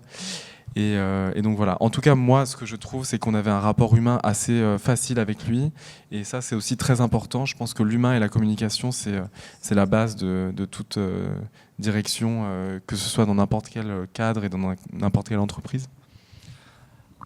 Après, Benjamin, il a apporté il a dédramatisé aussi l'institution, parce que l'Opéra de Paris, c'est lourd, et on nous a un peu monté le bourrichon depuis qu'on est gosse quand même, et il est arrivé, il a remis un peu les choses à plat, et ça a fait du bien. C'est-à-dire qu'on a retrouvé un peu juste le plaisir d'être en scène, le plaisir de danser, le plaisir de se lancer sans avoir beaucoup répété aussi, pas le plaisir de tomber, mais je dirais voilà quoi, il y a le rush en fait d'aller vite et de proposer vite et de se lancer et de plus avoir peur en fait d'être prêt au millimètre près et d'avoir fait 2 mois de répétition en studio. Il y avait un côté un petit peu lourd avant. Ce que j'aimais aussi avec lui, c'est qu'il s'est entouré de plein d'artistes d'horizons différentes. Il a fait un peu comme à l'époque où il y avait un chorégraphe qui allait demander à un compositeur de créer une musique pour un ballet. Il allait demander à quelqu'un qui a fait des décors de faire un décor spécifique pour son ballet, quelqu'un qui fait des costumes de faire des costumes spécifiques pour son ballet. Donc en fait, il a fait une cohésion entre plein d'univers artistiques différents, et ça me plaît le fait que les artistes puissent partager ensemble le même projet, et que ces répétitions, ces spectacles soient vécus en fait par plein de corps de métiers différents. Ça m'a beaucoup plu. Et en fait, je veux pas que critiquer Benjamin. En fait, c'était non, mais je l'ai vu aussi avec d'autres générations avant. Quand un nouveau directeur arrive, on aura un nouveau directeur en 2021 à l'Opéra. Il y aura un remaniement. Donc chacun, nous, c'est concerne la danse directement, et donc chacun veut remettre sa nouvelle génération, veut mettre son nom quelque part. C'est un peu humain. Je veux pas critiquer ça. Et j'ai vu les générations avant nous. Quand Nureyev est arrivé, c'était Nureyev, on lui a mis les pleins pouvoirs, il a viré quelques-uns, finalement, certaines étoiles de côté, qui étaient des grandes stars de l'époque, et qui ont fini finalement leur carrière un peu comme ça, en dents de scie, avec un petit coup par-ci, un coup d'éclat, et c'est un peu dommage, et je lui en veux pas. Il est arrivé, il a voulu faire une nouvelle génération, et bon, c'est plus un échec, je pense, personnel pour lui que par rapport à l'opéra. Il est resté qu'1 an et quelques, donc ça montrait finalement que lui avait ses limites, en tout cas à ce poste-là. Est-ce qu'on pourrait comparer Benjamin Millepied à la tête de l'opéra et Emmanuel Macron à la tête de la France, qui voudrait peut-être tout changer trop vite? Je pense qu'il y a ça, il y a la volonté d'aller très vite, et qu'il y a des choses sur lesquelles d'abord il faut communiquer, il faut prendre le temps de s'y comprendre certains problèmes. Moi, j'ai jamais eu l'occasion, en tout cas, d'être dans le bureau avec Benjamin et de lui expliquer mon point de vue, en tout cas. En fait, il passait au-delà du protocole. Il y a quand même des marches à faire, à suivre, pour que l'information soit donnée et que les gens l'acceptent. Et le protocole n'était pas vraiment suivi. L'information arrivait un peu de nulle part, et ça donnait pas mal lieu à des incompréhensions et des malentendus. Après, c'est quand même compliqué de le comparer avec Macron par rapport aussi à... par exemple, vous dites ça par rapport au fait que Benjamin allait trop vite par rapport à l'institution. Le fait de vouloir réformer rapidement, oui. Et du coup que ça crée justement des incompréhensions. Je pense que Benjamin ne cherchait pas nécessairement à réformer rapidement, et en tout cas, il voulait d'abord comprendre comment ça fonctionnait, et il n'a pas eu le temps en 1 an... Moi, je pense qu'il voulait vraiment comprendre, c'est mon point de vue en tout cas. Et d'ailleurs, je pense que... Moi, je pense qu'il a voulu comprendre après. Je pense qu'il est arrivé, qu'il a voulu changer, sans avoir compris avant ce que c'était que l'institution. En tout cas, je trouve pas que Macron essaie vraiment de comprendre les Français. Mais bon, ça, c'est mon point de vue. Pardon. Moi, je voulais juste faire une toute petite aparté par rapport au côté programmation et tout ça. Faut quand même... Je trouve que ce qui est difficile, par contre, avec la manière dont a été médiatisé l'opéra avec l'arrivée de Benjamin et le départ de Benjamin, c'est qu'en fait, Brigitte Lefebvre a fait un énorme travail de programmation artistique à l'opéra. Elle a apporté des chorégraphes contemporains qui étaient à l'époque assez avant-gardistes, en tout cas pour des compagnies classiques et des grosses compagnies comme l'Opéra de Paris. Et ça, elle l'a fait pendant 20 ans et ça a été un travail admirable qui nous a fait rentrer dans notre répertoire des grands noms de la danse contemporaine qu'aujourd'hui le monde de la danse s'arrache. Et Benjamin est arrivé avec plutôt les médias de son côté et d'un coup c'est devenu il allait révolutionner l'opéra, il allait révolutionner la programmation, enfin il y avait des danseurs contemporains, etc. Et ça en fait honnêtement c'était pas vrai parce que ça faisait déjà des années que c'était en marche, sans mauvais jeu de mots. Oh. Et en fait, sa programmation n'était pas plus intéressante ou moins intéressante que celle de Brigitte, elle était différente. Il a fait venir des grands noms de l'art contemporain aussi. Il a aussi fait venir des gens qui n'étaient pas forcément avec du recul nécessaire à notre répertoire. Et voilà, c'était juste pour faire un point là-dessus parce qu'on parle du coup pas beaucoup de Brigitte Lefebvre, mais qui quand même, si elle a pu tenir 20 ans, c'est qu'elle avait les épaules de tenir ce poste qui est quand même hyper compliqué. Et la deuxième chose que je voulais dire, c'est que faut pas oublier qu'à l'Opéra de Paris, c'est le lyrique en fait qui a le plus de poids par rapport à l'institution, c'est-à-dire que c'est le lyrique qui coûte le plus cher et c'est le lyrique qui a le plus d'importance aux yeux de la direction générale. Et ça, c'est pas avec notre direction générale, c'est en général dans les grandes maisons d'opéra. C'est une réalité qui existe. Pour vous donner une idée, le budget du lyrique, c'est 36 millions d'euros par an. Le budget du ballet, c'est 7 millions d'euros par an. C'est une bonne chose 8 ou le pas ballet. Donc, voilà. Et en le sachant lyrique que... est programmé 3-4 ans à l'avance, hein, surtout. Et donc le ballet dépend du calendrier du lyrique, donc le ballet est programmé 2 ans à l'avance. Donc voilà, donc c'est juste pour vous dire qu'en fait, on a beaucoup parlé de la direction de la danse ces dernières années, avec le départ de Brigitte, le départ de Benjamin, l'arrivée d'Aurélie Dupont, mais en fait, c'est quand même, ils sont quand même énormément dépendants de la direction générale. Et ça, on n'en prend pas forcément conscience. Et eux-mêmes, les directeurs, ne peuvent pas nous expliquer toujours les tenants et aboutissants, mais il y a quand même parfois des réalités de chiffres. J'ai pas dit de bêtises. C'est bon. Et il y a des réalités de chiffres qui du coup, ne dépendent pas d'eux. Et parfois, on leur incombe des responsabilités qui ne sont malheureusement, dont ils ne sont malheureusement pas responsables. Et donc, je vais aussi encore mettre une petite couche sur Benjamin. Et vous nous avez lancé... Quand on arrive directeur de la danse à l'Opéra de Paris, il faut prendre conscience qu'on a 100... Alors, j'ai pas les chiffres, mais peut-être qu'il les a, Germain. 160 spectacles à l'année, je pense, à la danse. De ballet ? Même plus, ouais. Avec l'opéra, il y a plus. Avec le lyrique, il y a plus. Donc, C'est directeur autour de d'une 300. institution, 154 danseurs et autres. Il y a Il a quand même 300 fait spectacles. l'erreur, à mon goût, de ne pas vouloir lâcher la direction du LA Dance Project qu'il avait créé. Et on ne peut pas faire les deux en même temps. Déjà que c'est assez compliqué de faire 2 théâtres, Garnier-Bastille, et en plus, à Los Angeles, je pense qu'il s'est brûlé les ailes là-dedans aussi. Et indépendamment de Benjamin Millepied, est-ce que l'opéra en lui-même n'a pas justement des imperfections qui pourraient être améliorées ? Ah bah, comme toute institution, on peut toujours faire mieux, ça c'est évident. Qu'est-ce que vous feriez, vous, si vous étiez... Moi, je ne serais pas directeur, donc... Partons en fiction. À force de le Non, dire, mais- on va croire que tu veux le devenir. Mais Non, justement pas. Non, et au bout de 350 ans, c'est quand même la plus vieille institution et elle survit. Et je trouve qu'elle survit bien parce que c'est complet tous les soirs, apparemment. J'ai pas les chiffres, mais c'est bien rempli et que les Ouais. chiffres sont là quand même. C'est uniquement ça. Hein. Si on pouvait faire une chose, ce serait juste donner plus de budget, en tout cas répartir différemment le budget, juste un peu plus pour la danse et le ballet. Parce que par exemple, l'année prochaine, on a un nouveau ballet qui s'appelle Meyerling, qui est un ballet incroyable. Je vous invite tous à prendre des places. Non mais vraiment, c'est hallucinant. Et là, c'est un ballet théâtre où les rôles, il y a beaucoup de rôles d'étoiles. On raconte une histoire hallucinante. Et ce ballet est programmé dans la saison, mais n'est pas encore financé. Parce que le budget est réparti de cette manière. Et l'argent est là, mais il n'est pas pour ce ballet-là. Alors que donc, ce qui se passe, c'est qu'actuellement, certains costumes ne sont plus faits à l'Opéra Garnier. Ils sont faits à l'extérieur parce que ça a été décidé comme ça. Et c'est fort dommage. Ça, on pourra Mais le en changer. même temps, c'est très compliqué pour nous de parler de tout ça parce Oui, que, c'est clair. et je sais que tu en as conscience et on en a tous conscience, hein, l'Opéra de Paris est un grand chanceux de la culture en France. Et ça, on en a conscience. Mais malgré tout, le budget de la culture en France baisse d'année en année. Et du coup, évidemment, ça se répercute aussi sur notre institution. Mais on est quand même, et on en a conscience, et on mesure la chance qu'on a. Privilégié, ouais. je crois qu'on représente, l'Opéra de Paris représente, et ça me fait mal de dire ça, 1/6 du budget de la création en France, enfin le budget création de la culture en France, ce qui est quand même énorme. Et donc voilà, on est dans ces paradoxes-là qui sont très compliqués. Et nous, en plus, le ballet, on sait au niveau des... Parce que là, on parle de chiffres, et puis finalement, on n'est pas au pire endroit pour parler de chiffres. On est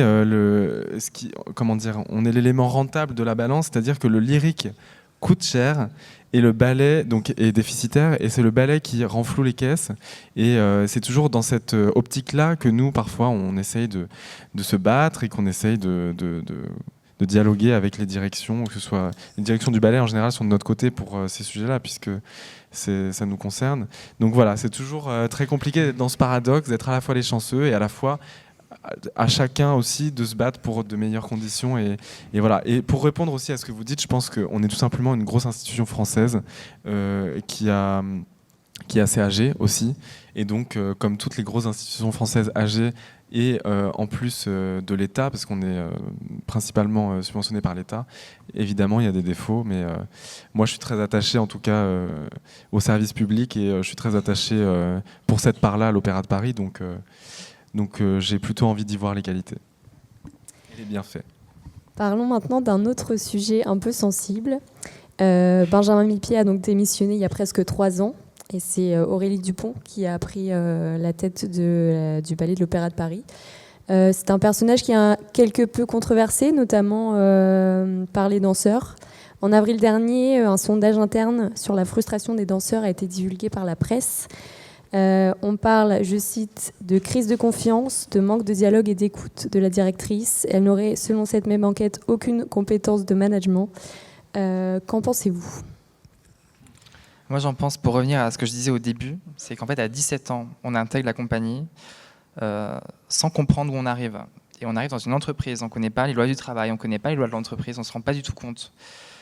Donc les erreurs qui ont été commises en fait, avec ce sondage l'année dernière, c'est un manque d'information, un manque de curiosité aussi, je pense, de la manière dont les danseurs se sont organisés autour de cette volonté de changement. On avait besoin, nous, de s'exprimer, besoin de rassembler des idées, de y réfléchir ensemble pour pouvoir les exposer de manière les plus diplomatiques et intelligentes possibles vers notre direction. Et malheureusement, ça ne s'est pas fait. Et on en paye le prix aujourd'hui, c'est que c'est sorti dans les médias, et que même si ça donne une certaine vérité à ce qui se passe à l'intérieur de la compagnie, au final, ce sur quoi on voulait travailler n'a pas forcément eu de grande avancée, en tout cas pas jusqu'à maintenant. Donc, surtout ce sondage, il a attisé beaucoup de choses. Les médias se sont régalés de se servir d'une information pour la déformer aussi. Donc j'ai trouvé que c'était très négatif ce sondage, et c'était pas finalement révélateur de moi, de ce que j'ai vécu dans 25 ans, et de voir l'évolution, et de tout d'un coup faire sortir ce sondage, c'était pas vrai. Et ça a nui, je trouve, vraiment à la réputation. Alors après, les médias se sont régalés, hein, parce que l'institution Opéra de Paris, elle est très protégée. Le mythe, est-ce qu'il y a la rivière qui passe en dessous, tout d'un coup, est-ce que les danseurs sont vraiment mécontents de trucs. Il y avait tout qui était généré comme ça, et ça n'a pas été positif. Mais c'est bien, maintenant, ça fait partie du passé, et on reconstruit les choses sereinement. Après, moi, je dirais que pour parler d'Aurélie, elle a vraiment été victime d'une conjoncture où, en fait, ça ne pouvait que péter à ce moment-là, même si elle avait été extraordinairement incroyable, ça se serait certainement passé de la même manière. Voilà, je pense que ce sondage, il a été fait à un moment où Millepied, on a quand même eu 3 directeurs en 2 ans et demi. Et du coup, forcément, des changements assez abrupts de technique, de direction au sens propre. Donc je pense que voilà, enfin, en tout cas, très personnellement, elle ne méritait pas ce que les médias ont fait. C'est pas pour faire une guerre contre les médias du tout, hein, mais comme ce sondage, il a eu une visibilité grâce aux médias, moi, je pense qu'elle ne méritait pas cet étalage-là à ce moment-là.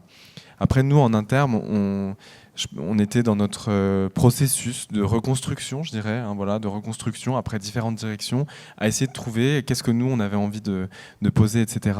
Et forcément, quand on pose un sondage à des gens qui en ont jamais répondu, ça part un peu dans tous les sens. Et c'était justement notre travail, enfin pas le mien personnellement, mais le travail de ceux qui étaient en charge de ça, de le nuancer, de le filtrer, de trouver ce qui pouvait sortir de constructif. Et en fait, on n'a pas eu le temps puisque c'est sorti dans la presse.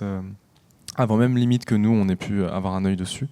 Donc voilà, donc du coup, il est pour nous pas très représentatif d'une réalité qui est la nôtre. Moi, je pense que ce qui est aussi très compliqué, c'est que Aurélie Dupont, c'est quelqu'un qui a été dans ses étoiles pendant 15-20 ans, qui s'est occupée d'elle, parce qu'elle a dû le faire elle a s'occupé de son corps, elle s'est occupée de ses rôles, elle s'est occupée de sa carrière, de sa famille, de ses enfants, etc., de sa vie. Et là, elle se retrouve à devoir s'occuper de 154 danseurs, plus une équipe d'administration et de gens qui vont l'aider à faire tourner le ballet sans formation. Et je trouve ça très curieux qu'en tant que danseuse étoile à 42 ans, tout à coup, on estime que parce qu'on a été danseur étoile, on peut être, en tout cas avoir les compétences, les qualités nécessaires pour diriger un ballet, puisqu'en fait, c'est pas du tout le même travail. Il y a un travail de management, de communication à faire, et je pense qu'en fait, les gens qui devraient reprendre ce poste devraient simplement être formés pour reprendre ce poste, et ça n'a pas été le cas. Vous pensez qu'elle n'a pas la légitimité qu'elle devrait avoir pour diriger Moi, je pense qu'elle a tout à fait la légitimité pour être là où elle est actuellement. Je pense simplement qu'on devrait pouvoir offrir aux gens qui sont à la direction de ce ballet des études en fait, ou une formation en fait. Je pense que moi ça me paraît complètement curieux que parce qu'on ait un nom ou un titre, on accède à des postes comme ça sans avoir été formé. Je pense qu'Aurélie Dupont c'est quelqu'un qui est tout à fait apte à diriger la compagnie, mais je pense qu'avec une formation de management et de communication, au final il n'y aurait peut-être pas eu après quoi qu'il en soit, pour ce qui est d'Hugo et moi, c'est notre directrice et je veux dire, quand vous serez dans le monde du travail, si vous êtes interviewé sur vos directeurs, je ne sais pas si vous pouvez... c'est un peu... Voilà, donc moi personnellement, je n'ai pas envie de m'étaler sur le sujet et ça ne veut pas dire que j'en pense du mal ou forcément du bien, mais voilà, pour l'instant c'est notre directrice, on travaille avec elle et c'est tout. Stéphane Lissner a affirmé que les jeunes danseurs acceptaient moins les contraintes qu'autrefois. Est-ce que vous êtes d'accord avec ça? Peut-être Karl peut les jeunes en magnifique particulier, article dans Paris Match. Je vois les jeunes en particulier, que ce soit mes enfants, les copains de mes enfants, on a l'impression que tout est déjà acquis, qu'on peut rien leur dire. Vous verrez. Je suis désolé, mais non, avec les enfants, c'est très souvent le cas. Après. Tes grands-parents t'ont dit la même chose, Karl. Enfin, c'est pour ça que c'est peut-être chaque génération dit la même chose à la génération précédente, suivante, et c'est pénible parce que c'est juste que la vie change et la société change et que les gens réagissent différemment par rapport. Et justement, on est chacun éduqué par rapport à un référent personnel et que ce référent, il évolue parce que la vie évolue. Et à partir du moment où c'est plus ton référent, c'est forcément pas choquant, mais c'est du coup troublant. Et moi, je vois avec mes enfants, et on ne vit pas la même chose. Mon gamin, l'an prochain, il rentre en 6e. Tu ne vois pas les mêmes choses que quand moi, j'étais en 6e. Tant mieux, j'étais peut-être. Autonome. Ah ouais, mais c'est du coup une évolution de la société, parce que la société a évolué. C'est pas forcément négative. J'ai pas dit que c'était que négatif, mais les choses vont beaucoup plus vite aujourd'hui qu'à l'époque. Moi, je pense qu'aujourd'hui, on a accès très jeune et très tôt à beaucoup d'informations et à beaucoup de choses de la vie qui font qu'on accepte peut-être moins les injustices et on accepte peut-être moins un système archaïque et rouillé qu'avant. Moi, c'est ce que je ressens. Je pense pas pour autant qu'on accepte moins les contraintes. En tout cas, on a besoin de comprendre les contraintes. Moi, c'est en tout cas mon point de vue. Et je pense qu'aujourd'hui, on n'accepte plus des contraintes dont on ne comprend pas la source. Et moi, le côté militaire de dire tu fais sans pompe mais sans te dire pourquoi, je trouve ça vraiment has-been. Mais bon, après, du coup, c'est à chacun notre vision des choses. Je pense que Stéphane Lissner, il a dit ce qu'il avait à dire dans Paris Match suite à ce qui s'est passé pour le sondage, etc. Moi, j'ai lu l'article, j'étais absolument outré par ce qui a été dit. J'en dirai pas plus. Mais je trouve qu'il n'était pas du tout représentatif de ce qui se passe dans la compagnie et surtout de la charge de travail qu'on a, qu'il nous met, puisque le planning du ballet est de plus en plus rempli depuis qu'il est directeur. Voilà ce que j'aurais. Passons maintenant Donc on accepte plus les contraintes qu'avant. Passons maintenant à une partie avec beaucoup moins de tension, en abordant la dernière partie de notre échange, et notamment en parlant de la danse en tant que savoir-faire français. Donc, un petit rappel sur l'histoire de la danse. Primitivement développé à la cour d'Italie, le ballet a d'abord reçu ses lettres de noblesse en France, puis en Russie, en tant que danse-spectacle. Au XVIIe siècle, le développement important qu'a connu le ballet à la cour de Louis XIV explique l'origine française de la plupart des termes de vocabulaire de la danse. Alors selon vous, et d'après votre expérience en tant que danseur, la danse participe-t-elle de près ou de loin au rayonnement de la culture française ? Non, mais alors quand on voit Louis XIV, c'est Louis XIV, là, ça a été le vrai, un grand danseur. Hein. Ça a été, à l'époque, avec leurs chaussures, on a du mal à le croire. Mais, c'était mieux avant. Hein. Et on a beaucoup exporté la danse, c'est vrai. C'est agréable de voir que tous les termes sont en français. Je pense que chaque école cubaine ou russe essaye de se réadapter leur vocabulaire. Mais c'est comme les Jeux Olympiques, c'est français, c'est bien, ça fait partie du rayonnement français. Ouais, ce qui est fou, c'est quand on va aux États-Unis, quand on va en Russie, quand on va même au Japon, en fait, les gens qui dansent utilisent les mots français des pas, en fait. Donc pas de bourré, pas de basque, coupé, piqué, avec des accents différents, mais c'est exactement la même chose. Et en fait, les gens ne savent même pas ce que ça veut dire, un pas de chat, saut de chat. Et alors, quand on leur explique que c'est cat jump ou des trucs comme ça leur fait rire. Mais en fait, moi, je trouve ça super que ça vienne de la France, et je veux dire, il y a quand même beaucoup de monde qui connaît l'Opéra de Paris à l'international. Mais l'avantage de la danse, c'est que c'est quand même assez universel, c'est un langage universel. On s'aperçoit qu'on peut danser avec des partenaires qui ne parlent pas un mot d'anglais. Moi, ça m'est arrivé, je suis allé danser à Ulaanbaatar en Mongolie, elle parlait ni anglais, ni un mot de russe que je ne savais parler, et on a réussi à danser ensemble avec des signes et Gisèle, donc le langage de la danse, il est universel, au moins ça c'est facile à faire. Donc Hugo, comme vous l'avez précisé, vous avez été donc nommé étoile lors d'une tournée au Japon. J'aimerais avoir votre avis sur la visibilité du ballet français à l'international, et notamment quelles sont peut-être les spécificités par rapport au ballet américain ou au ballet russe que vous avez évoqué. Alors au Japon, on est hyper bien accueillis quand même. Ils nous considèrent un peu comme des petites stars. À chaque fois qu'on y va, qu'on va là-bas, ils sont complètement hystériques et hyper heureux de nous accueillir. Donc au Japon, c'est un public déjà gagné finalement. On n'a même pas besoin de faire le moindre effort, puisqu'ils nous invitent pour des galas tous les étés. Ils ont de la presse sur la danse. Je veux dire, les danseurs de l'opéra sont des gens qu'ils apprécient beaucoup. Quand on va aux États-Unis, c'est un petit peu différent, parce qu'il y a des compagnies de danse qui sont là-bas. Est-ce que l'Opéra de Paris est international Oui, elle a son rayonnement, la compagnie... alors, tu parles du Japon, et c'est vrai que les Japonais sont friands de l'opéra. Je pense que l'opéra tient son rang depuis tant de générations, et elle continuera à le tenir quand on voit la relève et la nouvelle génération qui arrive. Les Japonais disaient souvent que eux, ils se donnent les moyens d'avoir en tout cas toutes les compagnies qui viennent à eux, parce que eux ne vont pas forcément là-bas, mais toutes les compagnies vont au Japon. Donc eux, ils ont vraiment aussi une culture de la danse, parce qu'ils voient vraiment toutes les compagnies défiler chez eux. Donc ils ont vraiment l'occasion de pouvoir en tout cas critiquer et apprécier ce qu'ils veulent. L'opéra rayonne à travers le monde. Le seul inconvénient que la compagnie a, c'est que c'est une grosse institution, 154 danseurs, et que ça coûte cher. Voilà. Ça coûte cher de partir en tournée. Exactement. En fait. Donc il faut trouver les bons compromis, et là ils reviennent de Madrid le mois dernier, ils vont en Chine bientôt. Donc non, ça bouge, l'opéra rayonne. J'ai pas la sensation en tout cas qu'on se fait bouffer par les autres compagnies. Puis après, on a des galas tous un peu privés, où on va danser à droite à gauche tout l'été. Donc on essaie de partir à l'international et d'exporter ça un maximum. Après, chaque pays a ses cultures. Hein. La Russie, il y a une vraie démocratisation là-bas. Je l'ai vu, où le spectacle est très accessible, même pour les moins aisés. Venir à l'Opéra de Paris aujourd'hui, il y a Stéphane Lissner qui a voulu développer ça, quelques spectacles avant-première pour les moins de 28 ans. Je vous invite à y aller. Et c'est 6 ou 7 spectacles dans l'année, et encore sur le ballet, je crois qu'il n'y en a pas autant.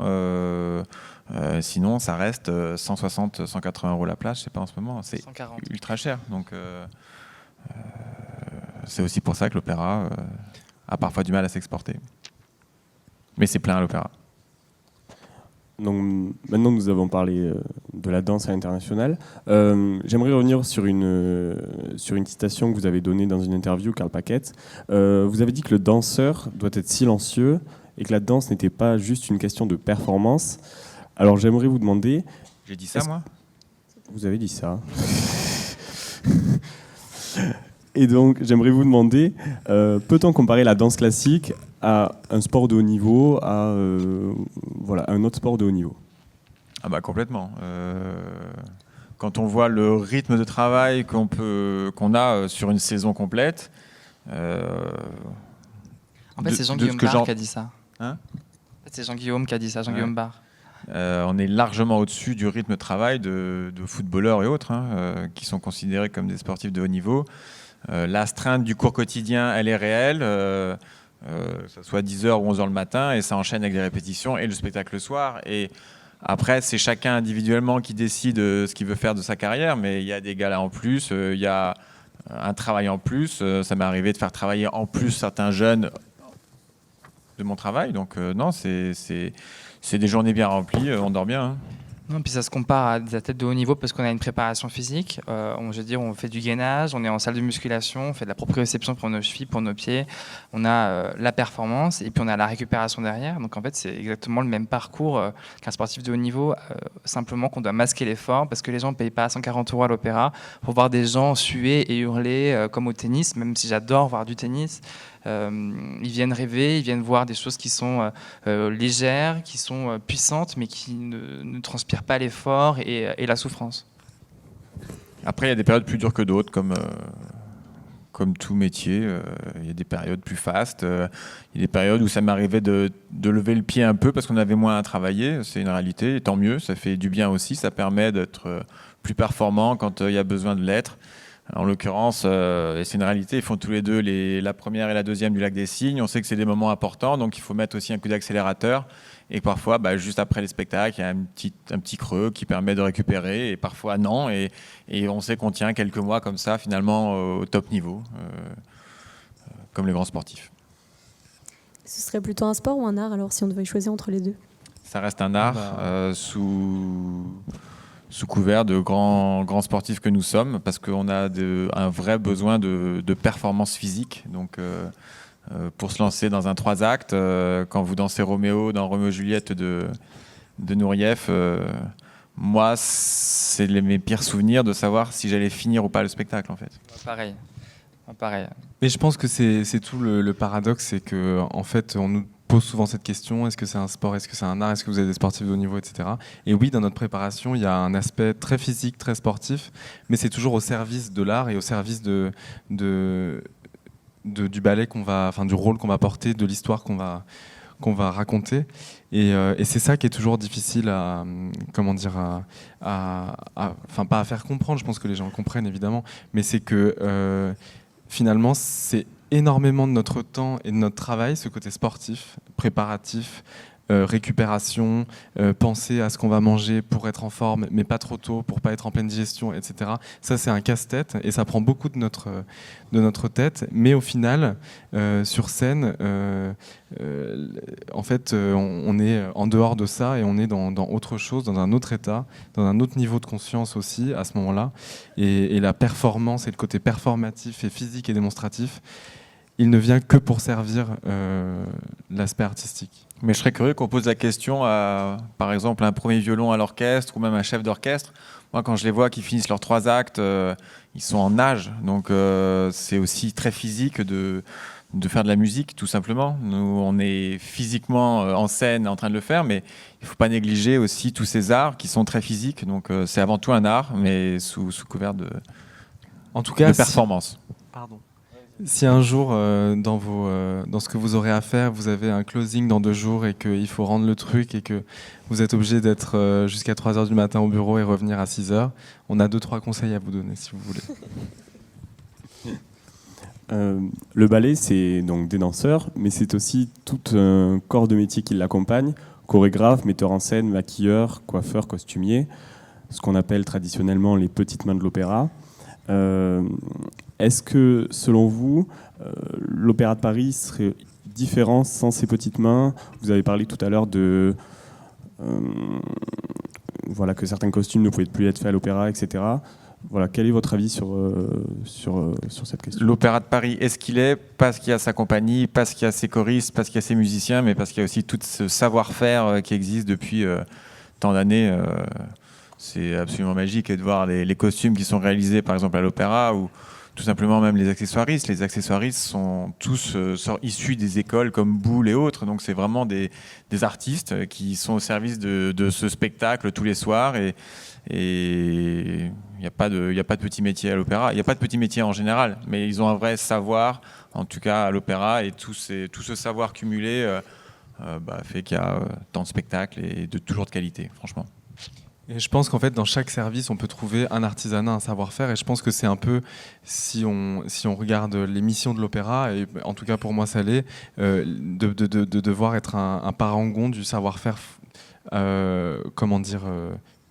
français, artisanal, c'est pas français, mais en tout cas de faire ces costumes à la main et de le faire au mieux possible, parce que c'est comme ça qu'on a envie, on se dit qu'au moins l'argent du contribuable va dans quelque chose de noble et d'abouti. Je pense que c'est en ça que la mission est à remplir. Il y a aussi tous les machinistes, les électriciens, les maquilleurs. En fait, c'est des gens, vraiment, ça fait cliché de dire ça, mais c'est une grande famille, parce que c'est des gens qu'on voit presque tous les jours. Certaines fois, peut-être qu'on peut passer 15-20 ans sans jamais trop se raconter des choses privées, mais au final, à 42 ans, quand on va partir à la retraite, c'est des gens qui vont nous manquer. C'est des gens qui sont dans notre environnement de travail, dans notre vie au quotidien. Et c'est des regards, c'est des gens qui nous encouragent, c'est des gens qui nous écoutent. Ça fait vraiment partie intégrante de l'entreprise et du plaisir que, en tout cas, moi, j'ai à venir à l'Opéra Garnier. On est basé à Garnier plus souvent quand même. Mais...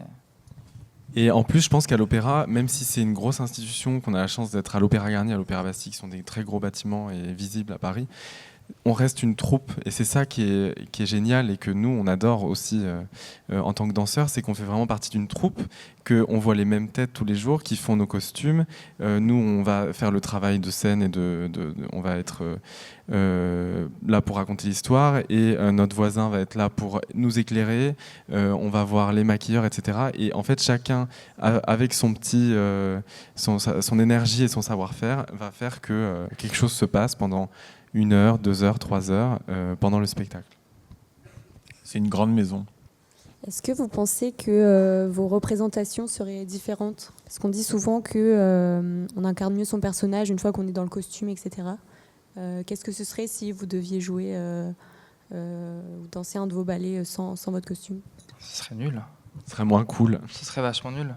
Ressentiriez-vous dans oui, votre parce danse ? que déjà, nous, on interagit beaucoup avec les autres danseurs, les autres personnages sur scène. Donc, des gens qui n'ont pas de costume sont des gens qui sont peu identifiables avec le stress de la scène, l'adrénaline, avec les lumières. On est ébloui. Je pense qu'on ne reconnaîtrait pas tout le monde. Et je pense que les gens qui viennent payer des places pour venir à l'Opéra Bastille ou Garnier, ils viennent rêver. Donc, ils viennent voir des costumes, ils viennent voir des décors, ils viennent voir des paillettes. Ils viennent voir, ou des choses sombres, mais ils viennent être dans un univers et être envahis par cet univers. C'est primordial, en fait. Moi, je me vois pas danser, donc peu m'importe finalement le costume que j'ai. J'ai souvenir parfois de costumes hyper désagréables à porter, parce que très jolis, mais très inconfortables. C'est sûr qu'au niveau public, comprendre l'histoire... ne pas voir qui est dans la mazurka, dans la xarda, c'est un peu une espèce de millimélo. Bon, c'est pas forcément très agréable. C'est là que ça devient indispensable malgré tout. Après, il y a des costumes qui sont plus agréables à porter que d'autres. Voilà. Et puis surtout, ce qui est génial, c'est qu'on est du coup amené à porter des créations de grands créateurs, parce que l'Opéra de Paris fait appel très souvent à... quand il était vivant, Yves Saint-Laurent, qui a fait beaucoup de choses, Christian Lacroix... plein d'autres. Je les ai pas sous la main là, mais il y a chaque nouvelle production, chaque création, ils vont chercher un créateur. Souvent, c'est des créateurs de mode. Du coup, là, c'est Ekin Jean, la fille à gauche. Mais c'est assez magique à l'opéra. Moi, j'ai eu la chance en 25 ans en effet, Christian Lacroix, Marc Jacobs, Karl Lagerfeld et autres, de se retrouver avec eux dans un salon d'essayage pour essayer les costumes en se sentant privilégié, oui. Et on sait qu'il y a un vrai savoir-faire derrière qui sera rendu, en tout cas en scène. Alors maintenant que vous êtes au sommet de votre art, surtout vous, Germain Louvet et Hugo Marchand, vous avez été récemment nommé étoile. Est-ce que vous avez envie de prendre des risques, de tenter de nouvelles choses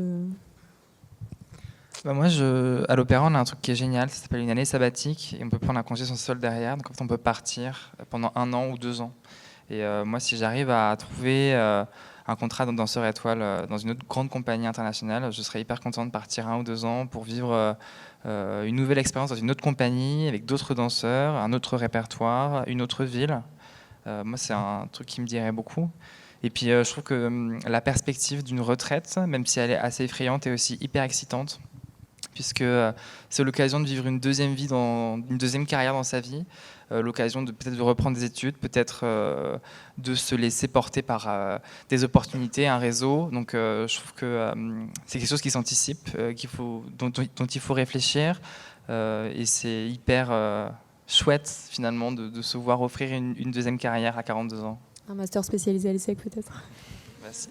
Vraiment, je serais, pourquoi pas, hyper intéressé de venir travailler dans ce genre d'école pour apprendre des tonnes de choses que je ne sais pas, même je ne sais pas si j'en ai les compétences, mais moi je serais hyper intéressé, par exemple, si j'avais plus de temps de faire en même temps des études, en même temps que la danse. Ce serait génial finalement.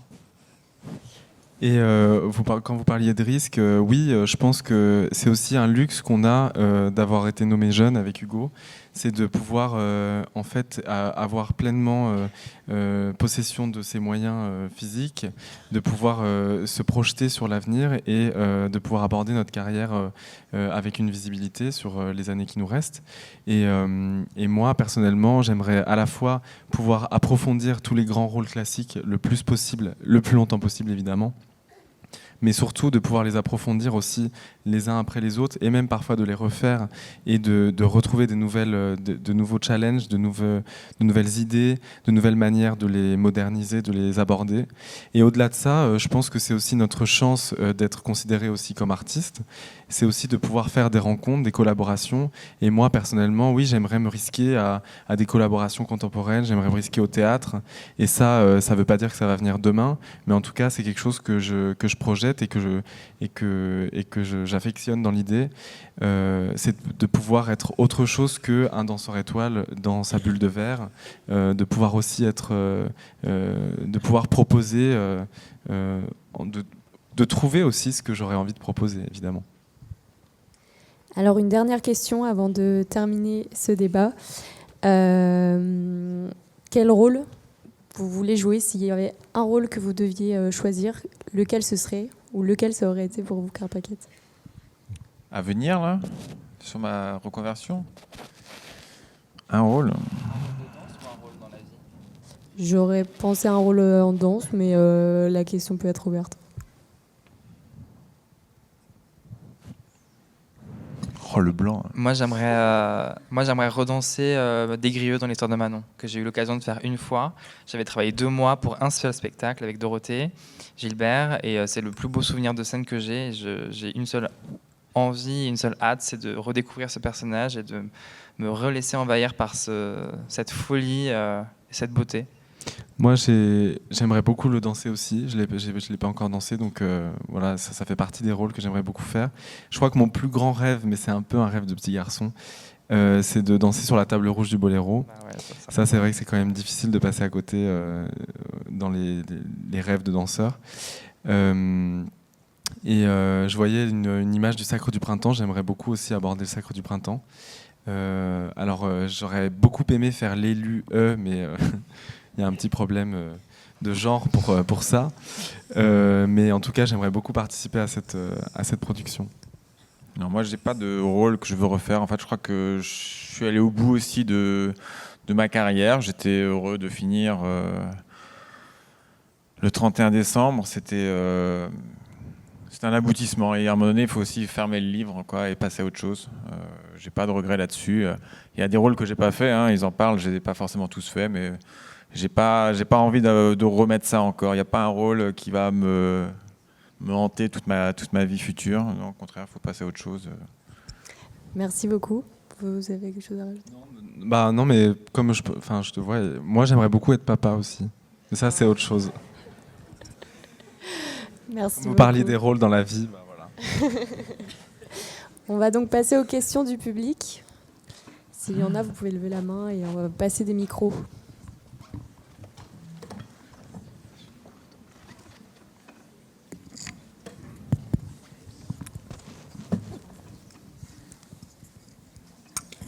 Bonjour, merci beaucoup d'être venu nous voir aujourd'hui. Ma question porte sur un point qu'on n'a pas eu le temps d'aborder, c'est le concours interne de promotion à l'Opéra de Paris, qui est un événement bien que très peu médiatisé parce qu'interdit aux caméras, qui fait beaucoup parler sur les réseaux. Vous l'avez tous passé plusieurs fois, au moins 3. Qu'est-ce que vous en pensez? Comment vous l'avez vécu? Certains le redoutent, d'autres l'attendent beaucoup. Voilà, Moi, j'ai votre adoré. avis. Moi. J'ai adoré parce que je dansais pas. En fait, quand je suis entré dans le ballet, j'ai un peu un parcours atypique peut-être, mais pendant mes 6-7 années de corps de ballet à l'opéra, sous Brigitte Lefebvre, j'ai jamais eu un seul petit rôle à danser. Donc j'avais vraiment mon rôle de corps de ballet à assumer, qui m'a vraiment servi en tout cas pour la suite. Et donc j'ai jamais eu l'occasion de me montrer plus que les autres. Et pour moi, le concours était l'opportunité, les 2 minutes de scène. Pour montrer juste ma valeur. J'étais pas prétentieux, mais juste dire ça, je sais le faire. Donc après, pas forcément mieux que les autres. C'est un concours. J'ai pas la sensation qu'on était en rivalité. Ça reste un concours. Il y a tant de places et j'avais plaisir à dire moi, je pense que je vais faire ce choix-là pour me montrer au meilleur. Et puis ça m'a souri 3 fois sur 7, sur 6, mais c'est bien. Comme ça, c'est une bonne chose. Je pense que c'est indispensable pour la survie de la compagnie. L'Opéra de Paris est ce qu'il est parce qu'il y a ce concours de promotion en interne, ce qui fait que ça évite les dérives qu'on aurait pu avoir, comme Millepied qui a voulu quand même l'enlever, qui voulait mettre sa relève à lui, et c'est au détriment de pas mal de choses. Donc je pense que ce concours est légitime, on va dire. Après, tout le monde n'est pas d'accord, parce qu'il y en a beaucoup qui stressent sur ce concours, qui se disent que c'est 2 minutes et que ça conditionne un mois de travail. Je pense que tous ceux qui passent les concours et qu'ils ont raté le critiquent, et ceux qui sont finalement arrivés dans Sœur Étoile réalisent que le concours c'était 2 minutes, c'est rien à côté d'un rôle en 3 actes. Après, Moi, j'ai trouvé ça horrible. Moi, j'ai trouvé ça horrible parce que c'est 1 an de travail qui va être jugé sur 2 minutes, avec une variation imposée, une variation libre, avec une salle qui est pleine. Puisqu'il faut savoir, la salle est pleine en fait de ballettomanes, d'écoles de danse, de professeurs de danse, de coachs. Le monde de la danse est dans la salle, personne n'applaudit, il y a un silence de mort. Et dès qu'il y a un petit truc qui foire, c'est l'exaltation dans la salle, l'excitation. Enfin, c'est terrible. Sans parler des blogs après. C'est terrible. Après, nous, on a des commentaires sur les blogs, on a des tweets, on a des machins. C'est vraiment super difficile à vivre. Après, ce qui est exceptionnel à comprendre avec le concours de promotion, c'est réussir à être très bon au moment où il faut l'être. Et ça, c'est génial, parce que ça peut, pour chaque examen, pour chaque entretien d'embauche, pour chaque concours, finalement, c'est réussir à donner le meilleur, se conditionner pour donner le meilleur sur un temps qui nous est donné et dont on ne peut pas changer, on ne peut pas choisir le moment où on veut le passer. C'est-à-dire que c'est maintenant et il faut être très bon maintenant. Et ça, c'est super. Mais après... c'est quand même très difficile psychologiquement. Moi, personnellement, j'ai détesté toutes mes expériences de concours. J'en ai passé 5. Et je dirais que voilà, moi, j'ai fait ce métier parce que j'adore danser, parce que j'aime partager les histoires que je raconte. J'aime essayer de trouver des émotions. Si j'en procure, tant mieux. Et le concours, pour moi, c'est tout l'inverse. C'est-à-dire que je me sens jugé sur ce que je ne suis pas, c'est-à-dire un exécutant. Et non un interprète. Et voilà, ça c'est juste mon point de vue personnel. Ça ne veut pas dire que je veux l'enlever, parce que le concours, il est là aussi pour régir une organisation. Et on est une grosse organisation, donc elle a besoin d'être régie. Mais en tout cas, en tant qu'expérience, moi je l'ai très mal vécu, et je considère que ça ne fait pas partie de mon travail de danseur de faire des concours. Une autre question ?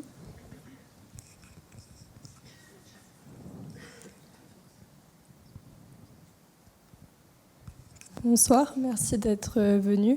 Et donc moi j'avais une question pour revenir sur Benjamin Millepied, mais plutôt sur les efforts qu'il a fait pour démocratiser la danse, notamment à travers le film Black Swan. Qu'est-ce que vous pensez d'un film comme ça, par exemple, puisque c'est une forme de démocratisation, mais c'est aussi une forme de vulgarisation. Est-ce que ça enlève pas un peu de la magie de la danse, justement ? Est-ce que c'est pas plus que de la généraliser un peu dangereux ? Moi je trouve que de base, Black Swan a fait beaucoup de bien à la danse attendez, j'ai pas terminé, parce que déjà, il a fait ouvrir les yeux beaucoup de gens. C'est-à-dire que beaucoup de gens ne connaissaient pas forcément le Lac des Cygnes à part le titre, ou ne serait-ce que l'histoire, ou les rôles.